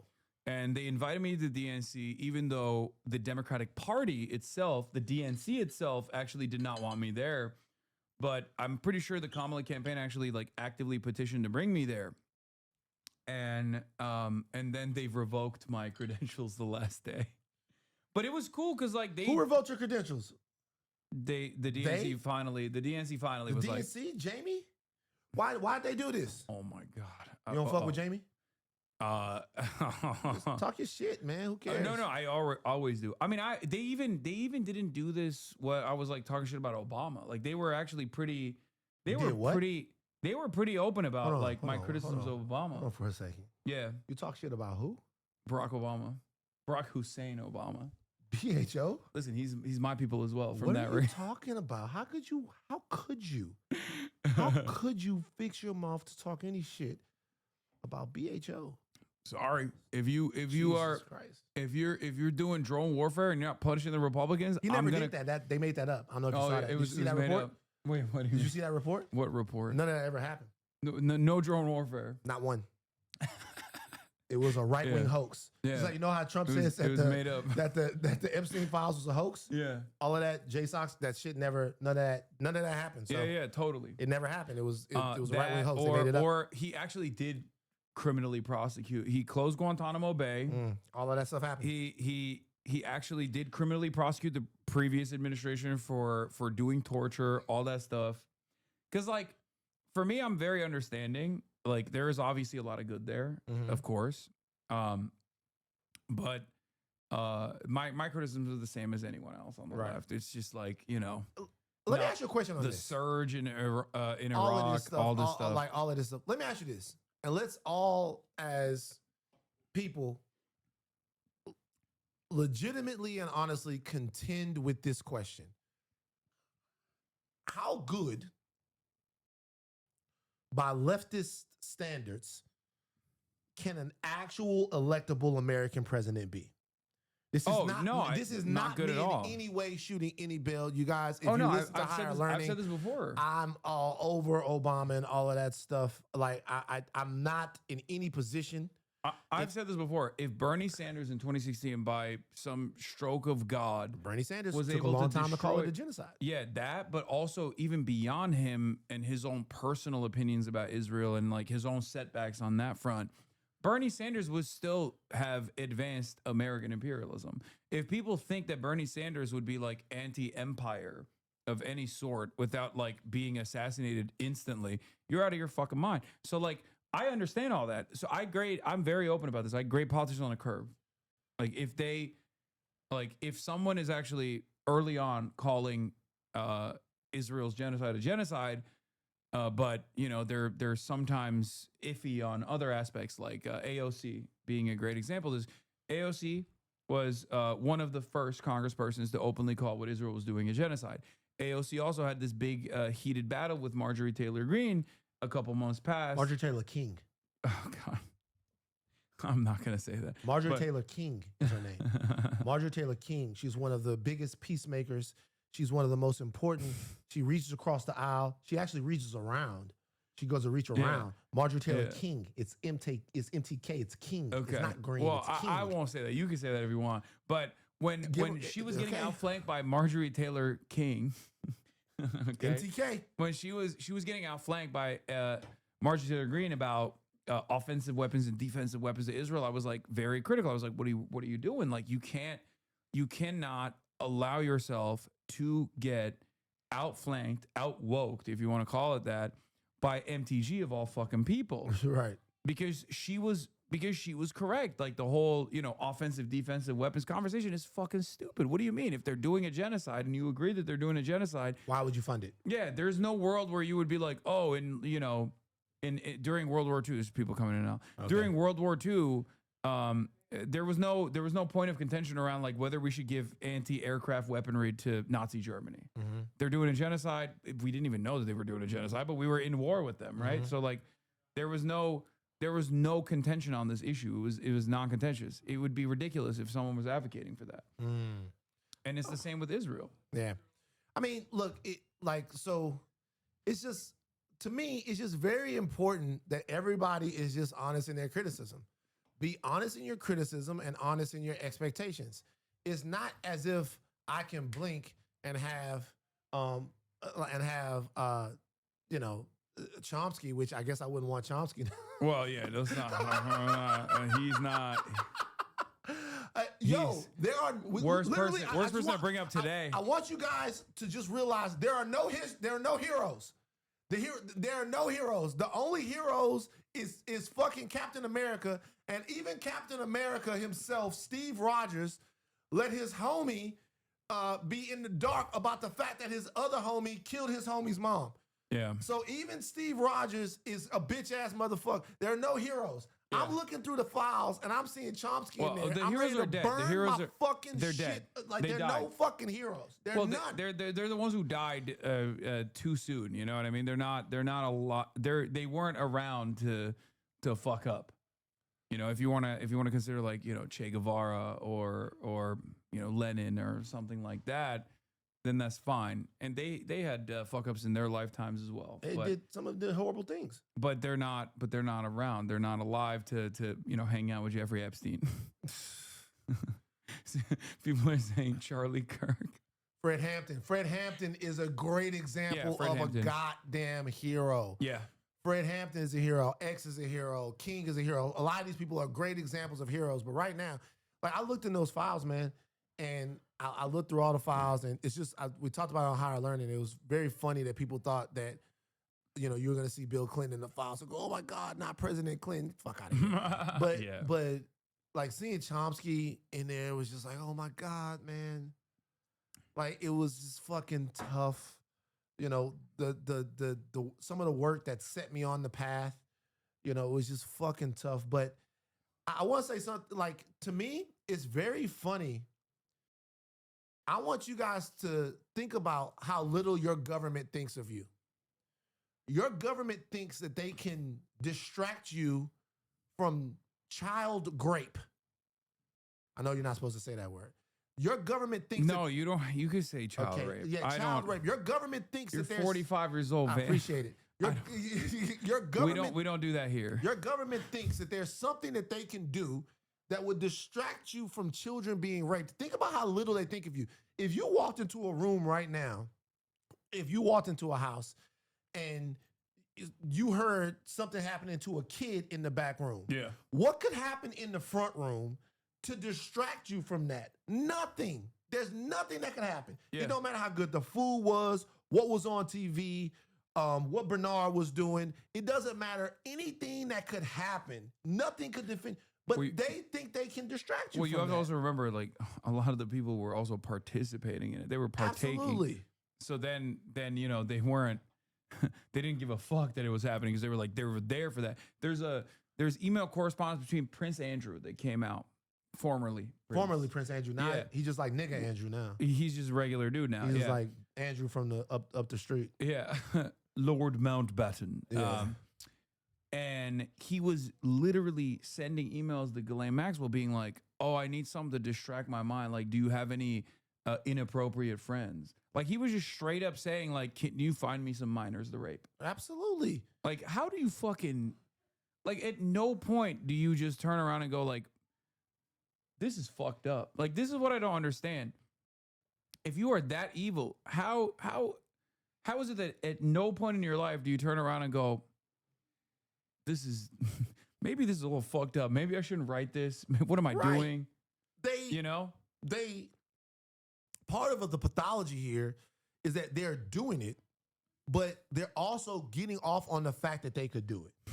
Yeah. And it all comes back to us And when you look at the litany of things that were thrown at the American people in the last 2 or 3 weeks to try to distract them from a deep, I believe, intelligence operation, but also, for sure, a child pedophilia ring, right?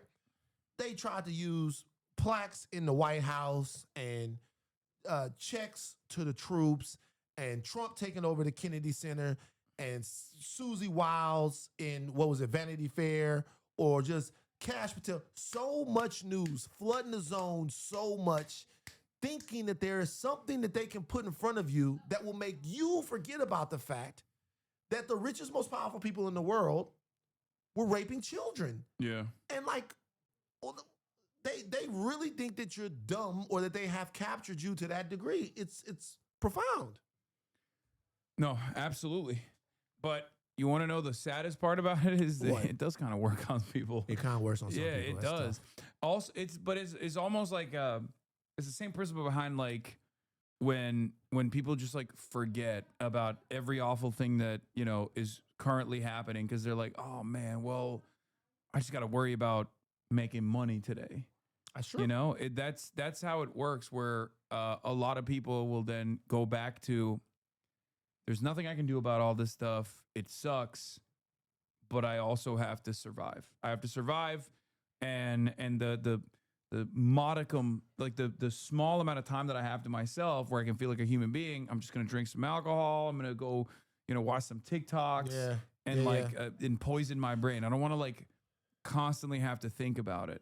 And that is how, you know, capitalism works. Yeah, it works by bogging you down, yeah, and putting your survival right in front of you, and then making you say, "Hey," and then also, it's so funny. They were like, Trump came out with this. You know, you saw he wanted to do literally the Hunger Games, right? Yeah, yeah. But you're already Fucking in the crazy. You're already in the Hunger Games. They already have you believing that you're competing for resources that aren't abundant. And so whatever you get, somebody else doesn't. You're in the Hunger Games right now. Yeah. Oh, did you see this? Speaking of which, Prem from Zateo says, "Okay, team, we have to delay more Epstein files again. We'll announce on Christmas Eve. Let's try to get through this news cycle quietly." And then Trump does this. Good. I'm fine. You sound so beautiful and cute. How old are you? I'm 8. Wow, so smart. You sound. What the fucking shit? What with Wow. I'm 8. Wow. What timeline are we in, bro? What the fuck is going on? It's just, you know, I get what he was trying to do. I understand it too, but look at him. Yeah. Oh my God. We don't even talk about the Trump fall off, man. This is Hakeem Olajuwon with the Raptors. They did this because like one of his best moments from Trump 1 was when he was like, "Do you still believe in Santa Claus?" You know, at the age of 12, I feel like it's, you know, and that was like a really funny moment because he was on it. You know, it's marginal at that point, right? At 7, it's marginal. And I think they did that so that they could just get him back on, you know, the good graces of all these people. And he's still, they don't realize that there's too much stink on him now. Yeah. Do you think that the prospect of a mutiny on the right is real? Do you think that they'll start looking to put Trump out to pasture, particularly if things go bad next year? They tried to do that. They tried to do that with Ron DeSantis, but the establishment flank tried to do that. And I don't think Trump is going to get outcasted by the old money Republicans. I think if there's someone that could potentially, maybe many years down the line, push him out, it would have to be like a Tucker Carlson. It would have to be someone who can like speak the same language, who's telegenic, who can hold the coalition together, but then also will tell the establishment Republicans and the big institutional donors that he's not a volatile figure in the same way Trump is, while simultaneously still giving that on-camera presence that is necessary to make sure that the base is still on board. So I don't think that anyone, like J.D. Vance would never be able to like shank Trump. He doesn't have any charisma. Yeah, he doesn't have any charisma. Also, J.D. Vance has got a real problem on his hands. The Gorpers are a problem for him. Yeah. Well, he's trying so hard to not like directly Like he's trying to farm him. He's trying to be like, oh yeah, he can't. He can't. His wife is Indian. Yeah, his wife is Indian. He's over. He told Nick Fuentes to eat shit, and Nick Fuentes turned it on him. Yeah, so and crazy. said, yeah, I'm gonna eat your wife's cuisine or something. Yeah, like that's what he said. And that is what the limit of Jay. It's. You ever watch Gremlins? No. I have not watched Gremlins. Is that fucked up? What is it? What's Gremlins? Remember, I grew up in Turkey. So the original Gremlins movie with Gizmo, you ain't never seen that shit? No. Where? So so real quick. So if I'm looking it up. Look up Gremlins. So the original Gremlins joint, like Gremlins, not this, whoever this motherfucker is with a Z. Is it with a Z or with an S? Oh, okay. It's Gremlins with an S. So the Gremlins, that's Gizmo right there. You've never seen Gizmo before. You don't know who Gizmo is. I have seen the little toys. Yeah, I've seen them. They're like little creepy toys, right? I don't know. They're not a creepy toy. It's a mogwai. Okay, I don't. Why aren't they showing the little gremlins? So just go to the Howie Mandela's Gizmo. Yeah, he does the voice of Gizmo. Okay. So that's Gizmo. That's Gizmo right there. Uh-huh. So Gizmo is a cute mogwai. He's virtuous. Uh-huh. But there are rules to get to the gremlins. There are a couple of rules. One, you don't feed the gremlins after midnight. Right? Another rule is you don't let them get wet. If you the mogwai. Okay, so if you feed this mogwai after midnight, they turn to gremlins become gremlins. You can't feed them after midnight. Okay. They make more mogwai if they get wet, and it's very hard to watch because the gremlins pop out of the fucking mogwais pop out of Gizmo's back. Mm-hmm. The Groypers are gremlins. The Republicans created the gremlins. They fed this group after midnight. Their version of the world, they're playing with, they're whispering about white supremacy, heritage Americans. Oh, yeah. They're whispers. Gizmo is a whisper. The gremlins speak loud. They got their own culture. They've been around, they're green, they're going crazy. Like the Republicans, they thought that they could control, you'll like this term, the height of the flame. Mm-hmm. You know what that's right. Control the height of the flame with their racism, their misogyny, their all of that stuff, but they couldn't.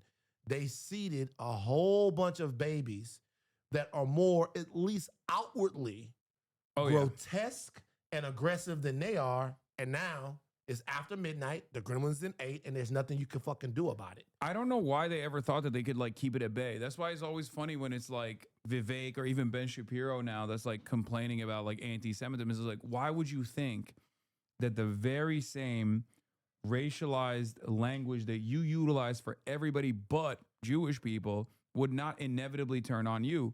Because for these guys, they're tokens. And Vivek Ramaswamy and all these other people, they're tokens. As long as they still reinforce white supremacy, they're fine. But the moment they actually feel threatened by the Republicans and even call it out is a moment where all of these people are going to turn around and say, you're done. Mm-hmm. If you continue saying there's no racism, what are you guys talking about? You're fine, right? In the face of anti-Indian sentiment, if you turn around and say, oh, it's being overblown, you're fine. But the moment that you actually call it out, they will cut you out. And those very same forces will then turn to the likes of the Nick Fuenteses of the world. And that's precisely what's going on right now with the Republican Party. Vivek Ramaswamy is a weakling. Ben Shapiro can suck my dick, and let me tell you why. Yeah, exactly. So, Ben Shapiro, beyond any issues that I have with Ben Shapiro or anything that he's doing recently, I tweet this over and over and over again. I've talked to everyone about this. Ben Shapiro gave his thoughts on the Trayvon Martin trial on Trayvon Martin's birthday.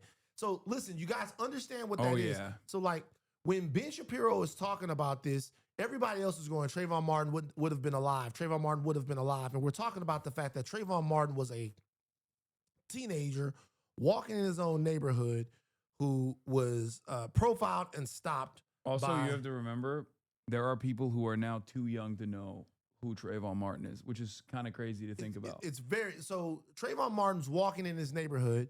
He's profiled by a guy that he stopped. The guy's name is George Zimmerman, who was acting in the capacity of some sort of neighborhood watch. An altercation takes place. George Zimmerman starts getting his ass kicked. He kills Trayvon Martin, right? Yeah. George Zimmerman provoked, followed, and initiated a confrontation between him and Trayvon Martin that ended up taking Trayvon Martin's life. The stand your ground law and all of these things, it was litigated in the courtroom. It was also litigated culturally, right? Yeah.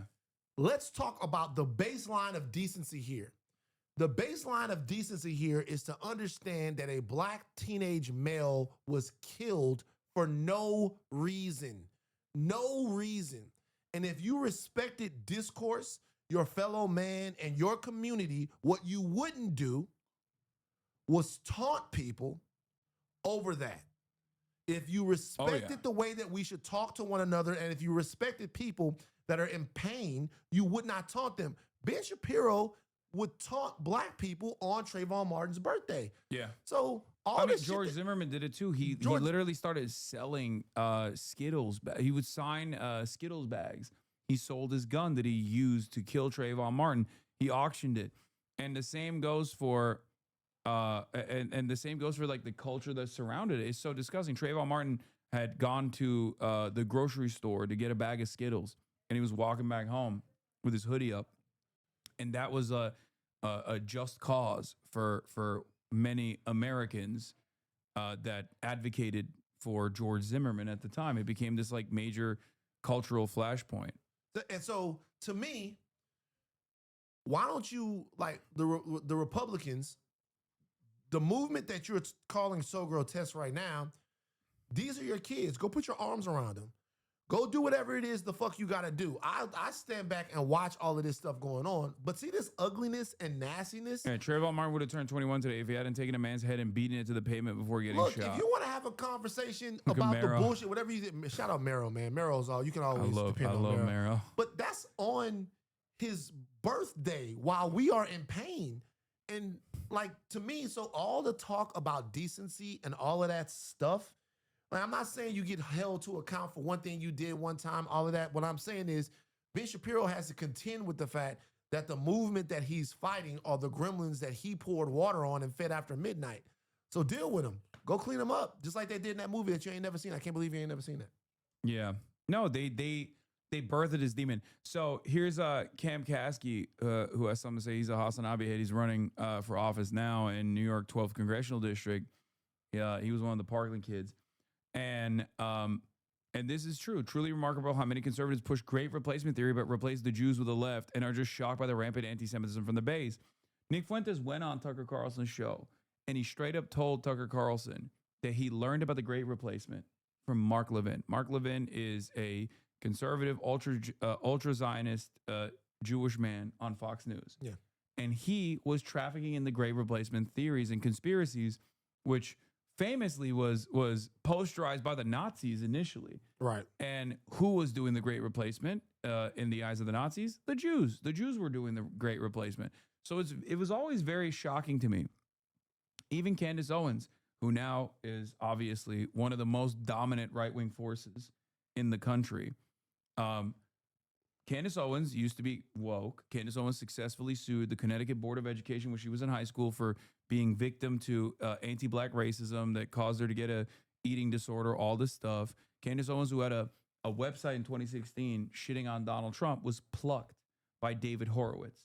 David Horowitz is a very famous Islamophobe. David Horowitz used to be a Trotskyist, and then he became this incredible neocon, also conservative, a Jewish man that was a profoundly influential figure in the neocon modern right-wing movement that justified all the wars that America engaged in the global war on terror. Candace Owens got a career because of Ben Shapiro and David Horowitz and Charlie Kirk. And it's crazy that she went from that, and she was anti-Semitic throughout the entire process as well, but they didn't care because she was still pro-Israel. The moment that she turned on Israel and started saying anti-Israel shit, they dropped her. But they created this demon to begin with.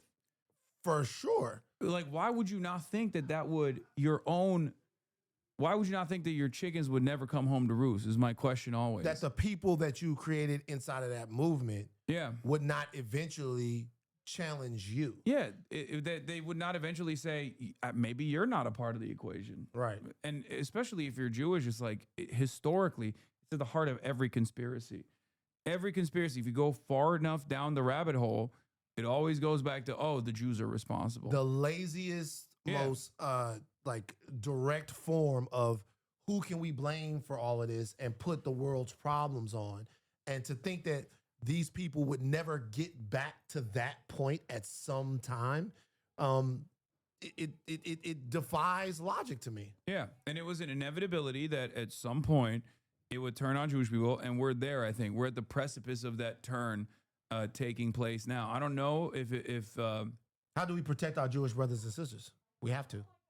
I mean, I think there is a point to be made about our Jewish brothers and sisters also.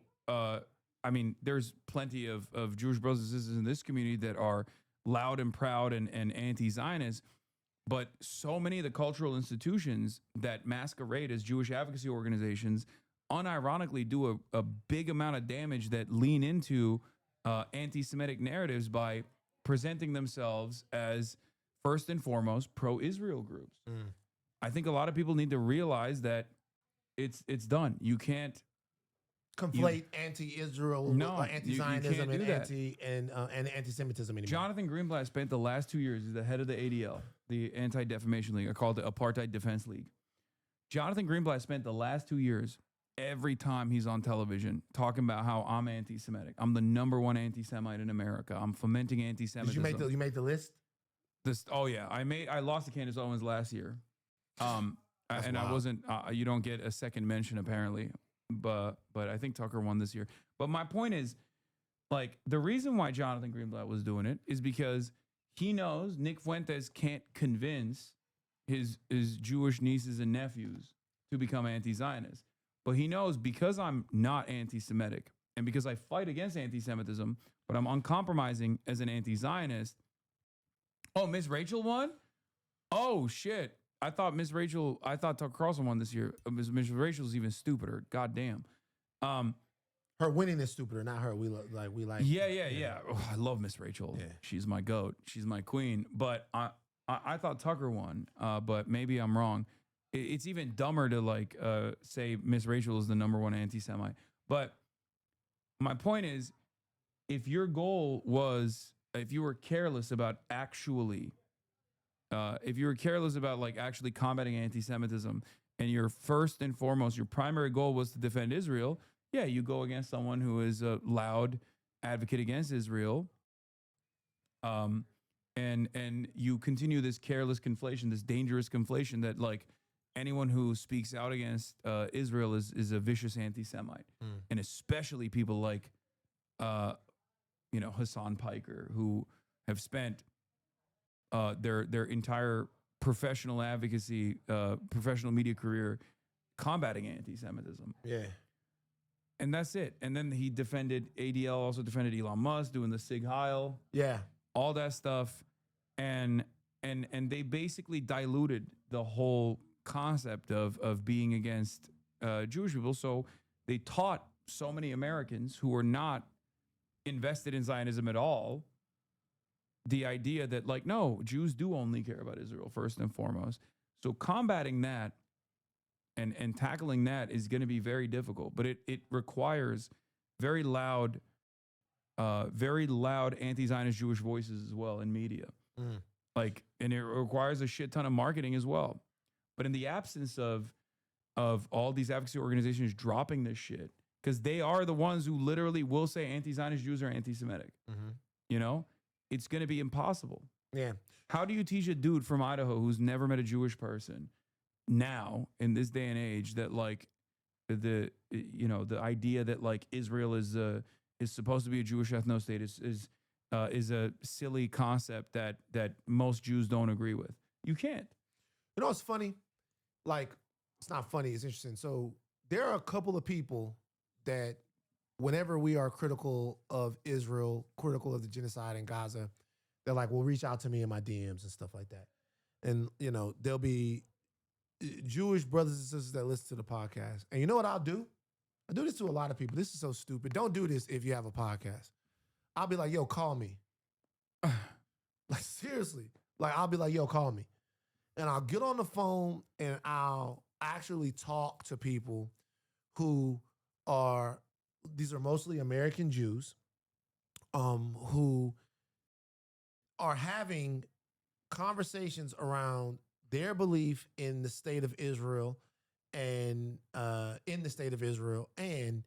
who are trying to connect and communicate with me, somebody whose positions they respect. And they also know that early on in higher learning, we had a lot of conversations about anti-Semitism because there were a couple of brothers, I'm not gonna bring their names up now, there's no need to drag them through the mud. They were posting some stuff and saying some stuff, and we were having conversations about anti-Semitism on higher learning. And when you talk to them, I think it's important sometimes to have conversations with them, because when you talk to them, you can feel the vulnerability that they feel being Jews. You can feel it. You can feel the pain, and you can feel the fear, and you can feel all of that. And there's no amount of statistics or history or anything that I can give them to get them over that fear. Like, to get them to see like what is happening and how it's happening. Any information I give them is fake. Any statistic I give them has been cooked. There's like nothing that can be done. I have the conversation so I continue to see the people that I share my community with as people and not as political dogma, and to connect with them and let them know that I want them safe and empowered. But a lot of times, like, we get so deep into it where we just exhaust each other.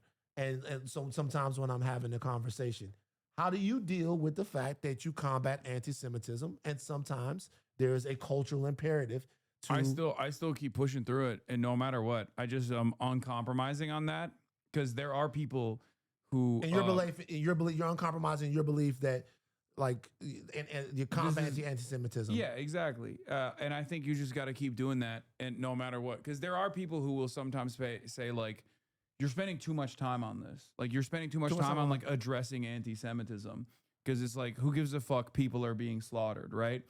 And it's not like I'm taking time away from that, right? Because every single time I talk about this, even when I bring up anti-Semitism growing in the country, I still connect it back to the propaganda that Israel has done, that it's consistently doing.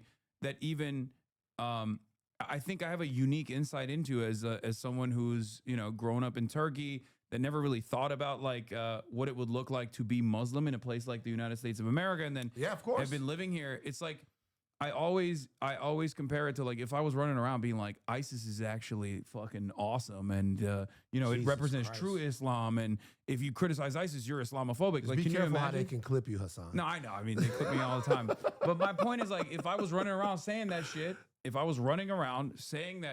that people would understandably be like, what the fuck are you saying? Shut the fuck up. You're an insane person. And the problem is, from the perspective of people who are completely tapped out, who don't have any sort of social investment in Israel whatsoever, and actually are now antagonistic to Israel, that see it for what it is, okay?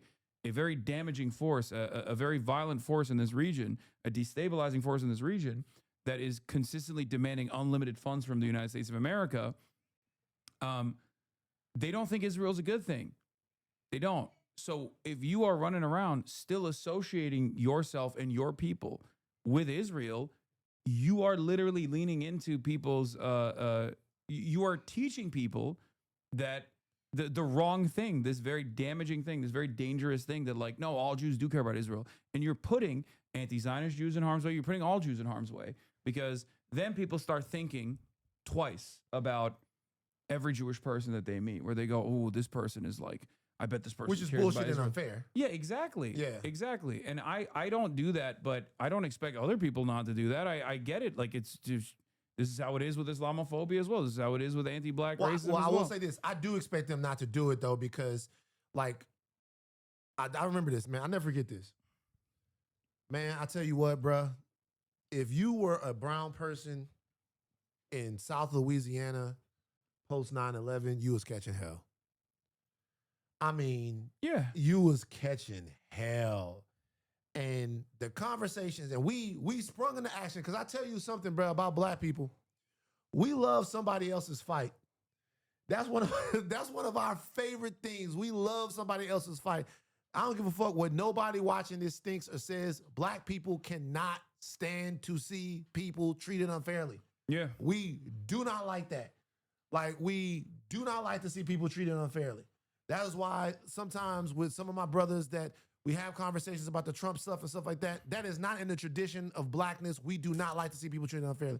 We have to have all these talks on campus about Islamophobia, about all of this stuff, about dogma. We have to get very with it. This issue with the rise of not with the rise of Fuentes and even the turn that Candace has made as of yet and recently.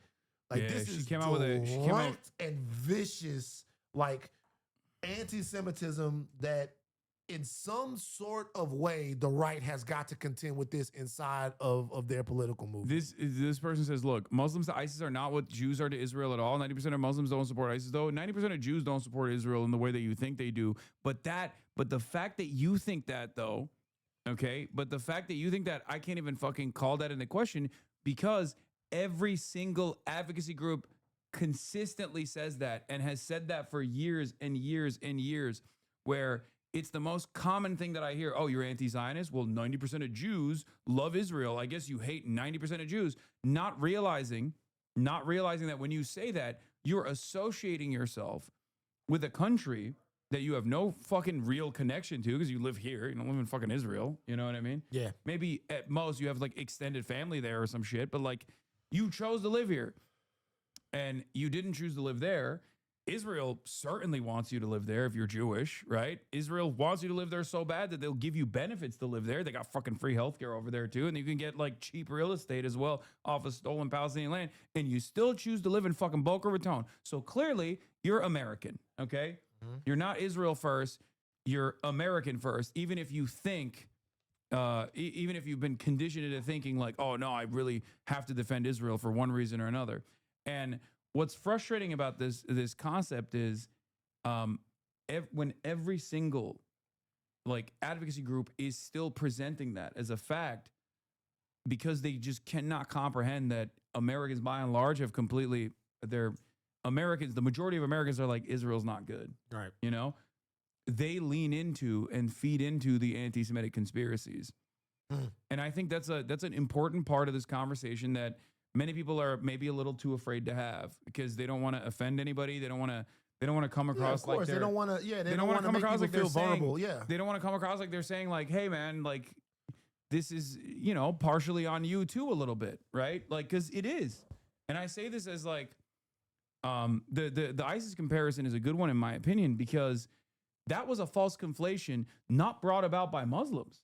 No True. Muslim is pro-ISIS. ISIS fucking kills Muslims more than ISIS is aligned with Israel. Mm-hmm. They literally have aligned strategically with Israel.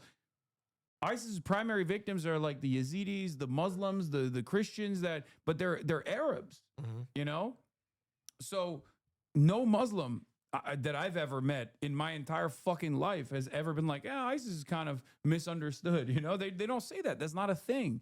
And yet that damaging conflation was consistently reinforced through the media over and over again in an effort to foment Islamophobia, in an effort to justify the global war on terror. Right, to global U.S. hegemony in the region and all of that stuff. Yeah, exactly. So when I see our Jewish brothers and sisters not realize that, like, every time they say, no, you don't understand, all Jews actually care about Israel and defend Israel to the fucking hilt, or to try to define what kind of criticism of Israel you can and can't do, okay? And oftentimes get a little heavy-handed mm-hmm. with that kind of defense, where it kind of feels like you're all lives mattering, Black Lives Matter in many respects, because they'll be like, oh, what about like my feelings. Like, oh, you can't say from the river to the sea because it hurts my feelings. You can't say globalize the intifada because it hurts my feelings. It's like, okay, but your feelings, if your feelings revolve around like defending the sanctity and safety and security of Israel, then fuck your feelings. Right. You know, and that's most people don't give a shit about anybody's feelings, really. And when you hear that kind of thing over and over again, it reinforces what people are suspecting. It reinforces the nascent anti-Semitic tendencies that a lot of people have as well. Yes. Yeah. And that's why I always say, like, anti-Zionism from an anti-imperialist or an anti-fascist perspective is much more difficult to get Americans on board with than anti-Semitism. That's the unfortunate reality. Americans are way more predisposed to anti-Semitic opinions than they are to like understanding anti-Zionism from a anti-imperialist or anti-fascist perspective. Well, I'll say this though, to that respect, I mean, you're right, but also criticism of Israel is, at least from a mainstream American perspective, kind of new. It's not new insofar as there haven't always been. I watched George Carlin talk about this not the 90s, the 80s, and all of that stuff, but mainstream Israelis are commandos, Palestinians are terrorists. Right, like mainstream American criticism, actually, to be honest with you, having an opinion about Israel at all, like actually just having an opinion other than the opinion that is our greatest ally, special relationship, all of that stuff, that's a relatively new thing. Oh yeah, no, for sure. Like in terms of it's like, so when I was at TMZ, they got Joan Rivers. And this was, I think it was either 14 or one of the times that there was an exchange. And they got Joan Rivers, and Joan Rivers said, she's like, all the people over there are animals and blah, blah, blah. And I was like, whoa, hold on. I was like, what? And so I was like I was watching everything that she said. She was like, they're all animals. They deserve to be blown up. And I was like, God damn. Yeah. So I remember I called my brother and I was like, yo, man, we got this clip of, and I was not lay to what had happened, but like it was, I was like, we got this clip and I can't understand how anyone saying this would be tolerated. Yeah. I can't. No, you can't say that about anybody. Yeah, like I can't understand how anyone saying this would be tolerated. Like we're talking about children and all that stuff. I can't see how this would be tolerated. And that is when I began to kind of dive into it from a more direct perspective. Now, it is from way over here a difficult thing, especially as a black man. I'm just gonna keep it real with you. With how I grew up in Baton Rouge and what's going on in Baton Rouge, it is just difficult to keep your eye on something that's going on across the world. Yeah. I don't give a fuck what it is. If it's not directly, the reason why Iraq was easy or Afghanistan was easy for us to keep our eyes on is because I directly knew guys that I had gone to school with that was going over there. So checking on that was checking on them. But other than that, I think that social media and TikTok and all of that stuff has made it easier for people to keep tabs and actually have an opinion on a litany of issues that are geopolitical in nature. Yeah. Yeah. So like with this, I just remember having conversations and talking and just trying to talk to people about it and like not really getting a lot of good-natured, good faith conversations about how someone could say something like that about children being killed and going, oh, this is different. Yeah. No, I think part of the reason why you tuned into that language is because it's like it's almost like a different version, but not so dissimilar to white supremacist language that you might have encountered or you saw in your own personal experience. But like many white people don't actually see that. You know what I mean? Like they don't hear someone dehumanize an entire region and go, wait a minute, that sounds kind of weird. Like there is a level to it for sure. Like I talk about this from the perspective of like anti-blackness because it's so fundamental to American existence and it's played such a formative role in designing American society. Indigenous genocide and anti-blackness did that. Like there is a it's both everywhere at the same time, but also there is like no permission for certain versions of anti-blackness now. That like if you were to make a certain comparison, for example, to an animal, everyone would know exactly what that is, and most people would actually get mad at you for it. Even people who are like kind of racist white people would probably be like, "Oh, that's a bridge too far." Give me an example, because I feel like they're going crazy. No, I'm just well, joking. right now, no, you're right. You're right. No, but there's there's crazy right now. No, you're right. There is a permission structure, and it expands, and it's expanding. The more people actually push the needle, the more comfortable people get. But you're absolutely right. And I feel like because it was so, I call it permissible bigotry, because it was so useful at the time to justify the global war on terror, and it was so new, like the Islamophobia, that there is nothing really that you can say about Muslims that people will turn around and go, oh, that's a bridge too far. Like if white Americans who might even like have at different points in their lives said the N-word, if they hear a white American politician say the N-word, they're gonna be like, it's too much, yeah, that's too much. Yeah. And that's what I mean. They would feel called to decency. You can say urban, articulate, all this stuff all day, every day, like microaggressions or even macroaggressions beyond that. Like Laura Loomer says a Shaniqua on her thing. If she was to straight up and say what she really means, she probably see. Yeah. And even that, I think, maybe like 5 years ago would have been seen as unacceptable. No, Shaniqua. Well, you guys understand, we're on the road to nigger. Like we're on the like the Shaniqua thing directly like that. And they are doing that. That's an escalation. Like that is an escalation. And then like that person, they're laughing. That person gets invited to the White House.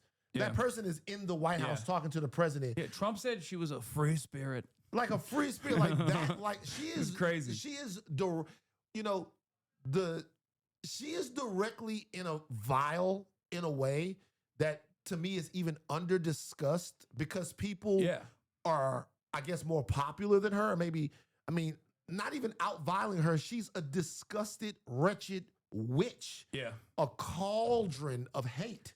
And to me, it's like there was the lady that called the 5-year-old black child the N-word with a hard R and fucking fundraised like $1 million. Everybody got on her, and then we're watching conversations on Piers Morgan. Well, shouldn't we just let it go? Nah, we're not trying to let it go. The word itself, is a flashpoint word, a descriptor of something that's subhuman and does not have value. Yeah. So we can't let y'all just get to the point of going, you should fucking toughen up. No, you should want to be in community with people and not say things that directly remind them that they were not humans for a long time. No, it's demonic almost, where it's like if you let it in even a little bit, if you don't check it in real time, then it becomes more normal. Right. And slowly but surely, you just like, it's a constant struggle where it's like chipping away. That's how I feel like. Is Jink here? I see a whole big people. Is Jink coming? Oh, he might be actually. Have you met him before? I never met him. I met Anna. How many times do you think he said it? Jink? He grew up here. He grew up in America. Bro, I could tell Jink let it roll off the tongue. I don't know. You know what I like about Jink? What is it like to like be at Thanksgiving with Jink? Oh, we do it. We call it Janksgiving, where we debate. You and Jink debate? Oh, every year. Can I do a Jink impression? No, let's do it. Let's hear it. You guys, you don't want to talk to MAGA. You don't want to talk to MAGA. You just want, I'm pure. I'm pure. I'm so pure. I'm so right. That's not the way you get through to people. That's not the way you make friends with people. Oh, I'm so right. I'm the person. That's how. His kids are here, man. It's funny to me. It's funny to me. No, I know. It was pretty good. It's funny to me. I watch that shit. I'm like, God damn. I'll be watching Jank cook, and I'll be like, God damn, Jank, calm down, bro. You gonna be okay? We got so many Jank emotes. Yeah, it's like you. I'm like, dog, like, you a man of a certain age, chill. Like, you know what I'm saying? Yeah. Don't get your blood pressure up like that. You chilling. No, I feel you. But yeah, we debate on we've in the last, like, I would say 4 years and 5 years, like, we've definitely had a lot of disagreements on certain issues. But that's why we try to hash it out. I'll tell you something. Can I be real with you though? Yeah, what's up? And I watch because I haven't been able to exercise the TMZ out of me, right? So like, I like mess. Fuck it. You like mess? I like mess. Oh yeah. So the mess on the right, I almost don't want to. I love it. I almost don't want to criticize any of the people on the right anymore. I like pushing. I like pushing and pulling, but like in a way where I'm like, yo, Candace, like, it feels weird that you got back from this secretive meeting and you didn't even film it. Like, what's going on? What happened, Candace? You losing your shit? Like, I'm not like too heavy-handed with it, but every now and then I was just like, if I'm ever gonna tap the glass, I'll do it in a way where it's like, Candace, I was there with you. Like, I'm on board. Tap the glass. You say Candace behind the glass, or she an animal? That's crazy. No, anyway, no. I feel you. That That's what we call it. Inward count just went That's up. what we call it. We call it tapping the glass when you're like looking at people from observing it from afar. I got you. So I almost don't want to get involved with them. I'm like, let them fight. Yeah. But what I will say is that, like, when I watch the shit that's happening on the left too, that was good for a very long time at all. I watched that channel, The Vanguard. You know those guys? Yeah. You don't fuck with them. No. I have no issue with them. No, So, they're chill. I like them. I watch them and I watch all of the stuff. But I will say this. You are tapped in. Bro. You are so tapped in. The Vanguard? Hold on. That's crazy. The Vanguard, Kyle, Breaking Points. Saga's my favorite person on the right in the whole world. Saga don't want you to smoke weed. Saga don't want you to watch porn. Saga don't want you to gamble. I did a thing with him. Saga wants you to stay in the fucking thing. Saga's my favorite guy on the right. I did a thing with him at the New Yorker magazine because they profiled both of us and like we were speaking and I could not believe it. He is so. I mean, I DM'd him the other day. I was like, listen, with the gambling stuff, like I don't agree with you in terms of like any sort of abolition whatsoever, but like I do the gambling stuff. The gambling stuff, he's right about. He's right about. It's so bad, dude. But I say all this to say that talk about all of the different things, and I know people have their opinions about TYT, but the shit for me, the first person I ever saw on TV talking that leftist shit, I'm like, who is this man? Oh, Jank? It was Jank. Yeah. So a lot of people don't know that. A lot of people don't know that. Oh. What the fuck is this?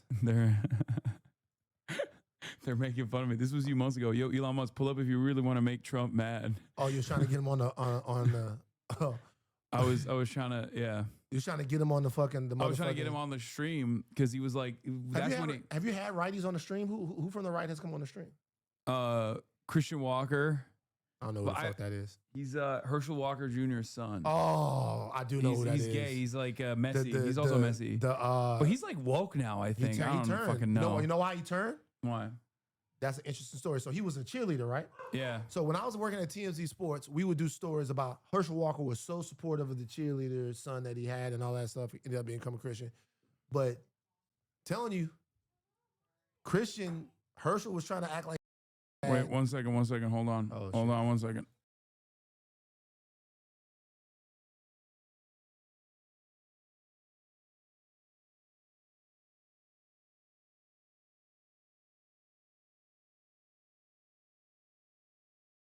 There's so many. There's so much commotion going on out there, so I had to mud it. Hasan just looked into the living room and went, "Yo, shut the fuck up. We got business going on in this bitch." But Herschel was trying to act like he was super dad when he was running, and Christian was like, "Nah, treated my mom like shit."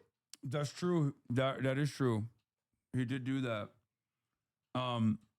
There was there's that. I guess I've had like, Bradley Martin on. I've had like a bunch of like the apolitical guys on that are, that were pro-Trump. So, there is that. I don't know who none of these motherfuckers is. Yeah, they're like podcasters. They're podcasters. What do he do? He's like a big fucking like swole roid head, swole. Oh wait, is he he interviewed Nick Fuentes? Yeah, he did. Yeah. So I did see that. Well, this was before then, and I've had Asmongold on. Do you know who that is? Nah, who that? Don't worry about it. Asmongold? Who is Asmongold? This is not a diss, by the way. I watch stuff on the right. I do. I've been watching a lot more stuff on the right lately. I've been watching like a lot of stuff on the right, but I don't know Asmongold. I was just watching a video on him before you got here. That's him right there? Yeah, it's this guy. Asmongold. What's up with his nose? I don't know. His shit, like he like a boxer. His shit goes straight down. This is the guy, but it's fine. It's better off. You're better off not knowing. Is he good? Is he good? Some of these people are good. He's some of these people are good. Some of these people are good at talking. They're good. Some of these people are good. I don't know about that. But I mean, some of these people are good communicators. They get their points across really well. Some of these people are good at what they do. I wouldn't say he's one of those. You're not people. saying so. He's not one of them ones. Okay, he's not one of the people that I would say is good. Tell him about the rat. No, I'm not gonna. No, I don't want to poison your brain with like his background. It's fine. If you don't know, you don't know. What it's all happened? good. Just tell me. Can somebody just tell me what happened? Why treat me like a child? A 45-year-old man. I'm here. He had a dead rat as an alarm clock. When the sun would shine on the rat, it would smell really bad, and he used that as an alarm clock for a very long time. He had a blood wall where he would, because his teeth were fucking rotting in his mouth. So he's fucking insane. Yeah, he's not. Poor baby. But people love him. No, it's okay. He's fucking crazy. Yeah. I was wondering. Here, look, see, these are the only. There's a roach that flies on him. No. Oh shit! He's on my belly. Look at him. He's right there. No. Oh god. Listen. Get him out, man. What are you doing, bro? Get out of my. Get He going. just grabbed it with his hand. So I'm gonna tell y'all straight up. This is where the conservative comes out in me. Okay. Because I'm calling the FBI. I'm getting law enforcement. I'm getting law enforcement involved because I just don't believe that we're not gonna get something bad about this guy in the future. Yeah. Like at some point, I'm gonna see if Cash Patel can handle this. Like Cash, he can't handle shit. I'm gonna see, but he might be able to handle what's his name? Asthma nigga. Asmongold. Cash Asmongold. Patel's gonna make him the deputy director of the FBI. He's gonna be like, we need a new one. Dan Bongino's gone. Is he popular? For real? He's going crazy like that? See, I can't hate. He's like, the most. These guys are kicking my ass. He's the most popular. 4 million subscribers. Oh, that's not it. That's not just the only part. Get the fuck out of here. Look. Asmongold is going crazy. Every day.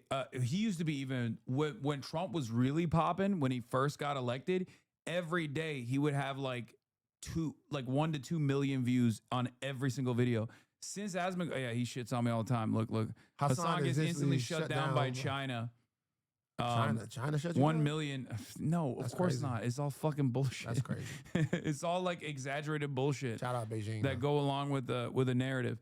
But basically, when Trump was really popping, he had like 1 million every video. But now that Trump is actually getting, he's losing some favor. He's also kind of losing his. This is serious, and I must address this now. 1.5 million views. How have I never heard of this guy? This guy's over. Gigantic. Yeah, I think there is.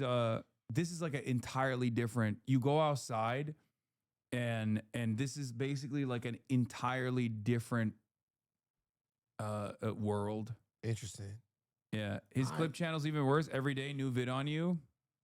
Yeah, he also does the whole like. This is fucking crazy. This is one hell of a fuck up. It's like all the he's finished. Watch me 3 minutes. Like all these clips. Yeah, you go right. That's 2 days ago. Yeah, he does like AI videos of me, like or AI photos of me on his thumbnails.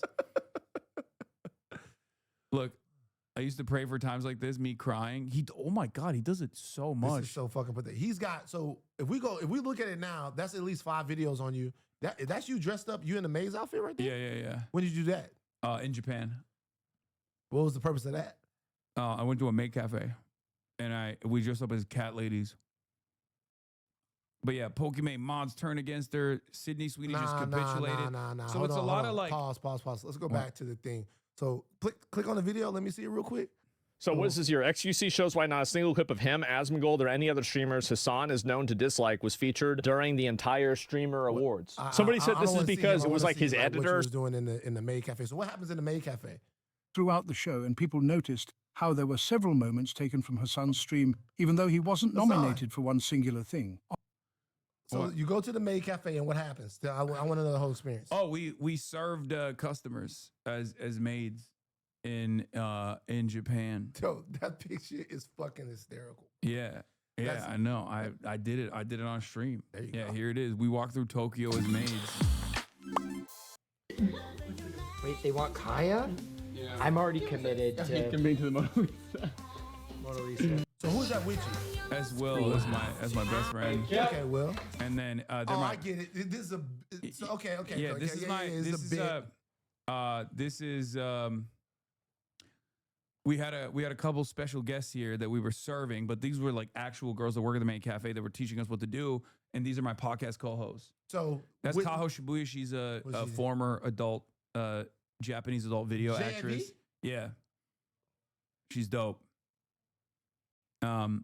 But yeah, we did that. We were serving. Because here's the and thing then we went to a little capybara cafe. Yeah, capybara cafe. So I want to say something to the JAV community. All right, talk to him.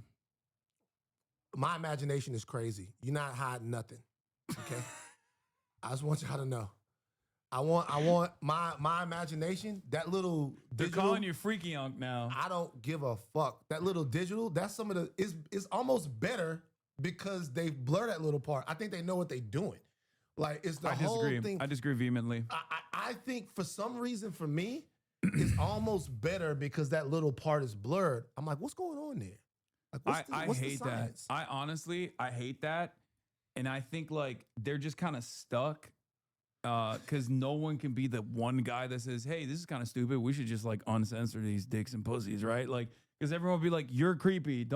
Why would you? Who's going to make that? Wait, no. Which Japanese politician is going to make that their primary focus? No one. This is the like, I've never disagreed with anyone more on anything recently. I'll tell you why. What? Let me tell you why.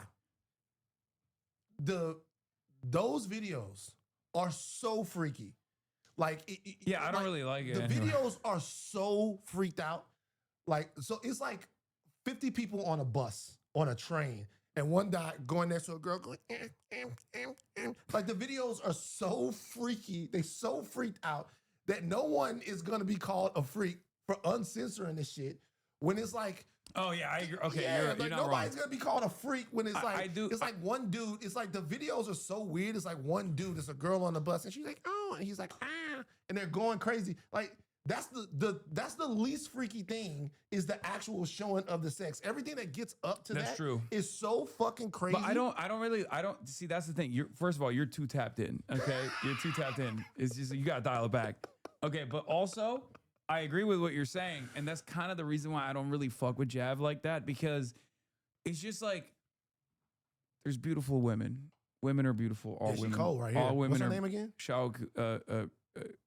Shibuya, Kaho Shibuya. Can you spell that real quick? Okay, I don't think she has stuff anymore. She doesn't do it anymore. But listen, But I mean, even the old shit is probably still on there. She's a good friend of mine. But oh, daddy. So what I was gonna say is like the thing that I don't really vibe with when I have watched it is just like the women just look like they're not having a good time at all.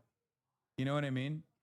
I'm not like, this is not like It's so sad that I've never considered that, but I'm you're not right. being like Mr. Feminist here at all. Obviously, like there's gonna be plenty of people who get mad at me regardless for even mentioning porn, because there's a lot of Puritans out there. I'm not one of them, but they just look sad, and I don't understand it. I'm like, I can't. Like, I feel like I've tried to jerk off to it. I'm like, this doesn't work for me. Hold on for a second. And then there's also the little like nipple licking and stuff. I feel like it's too timid as well. I have a friend that wants to get unbanned. Okay. Oh yeah. This was before I let you go, because we're an hour post. My bad. Past the point, but it's all good. The conversation was great. So you have a friend. We were gonna do ban appeals today. You have a friend who was banned. Let's take a look. What is their username? I don't know. She hasn't given me the username before yet. Is she embarrassed? I don't know if she's embarrassed. I don't know if she's embarrassed, but she said, "Can you ask Hasan to unban me?" She said that apparently she was drunk and then she said some dumb shit on the night of the Charlie Kirk assassination, which is a crazy sentence in and of itself. Okay, what did she? Oh, okay. Oh, her name is Bobby2555. How do you spell it? It's BOBBI 25535. She's banned apparently. 3 5s. 3. Yeah, Bobby. She looks like she's banned. What? What is she? She's saying there's that there's only a mock. Was in a bad drunken state during a stressful move. I think this was maybe maybe a day. So wait, or you're two looking after. at all of the stuff about how people you can pull that up that quick, why people were banned. Yeah. Wasn't a bad drunken state during a stressful move. I think this was maybe day or two after Chuck Kirk shooting. We all saw sober now. Won't be so crazy again. Apologies. Okay, that's a pretty good apology. Yeah. What did she say? Why is no one talking about the trauma watching the clear, horrible, unedited version of seeing this causes? The only thing that ever made my body react to seeing this on my timeline in a similar way was the first time I saw the unedited version of the Clint Malarchuk neck slash footage from 1989. I don't know who that is. I don't know either. I think that footage is going to mess up anyone who saw the first video in the first hour or two. No, why did they let him talk? Sorry, I need to stop being so mean.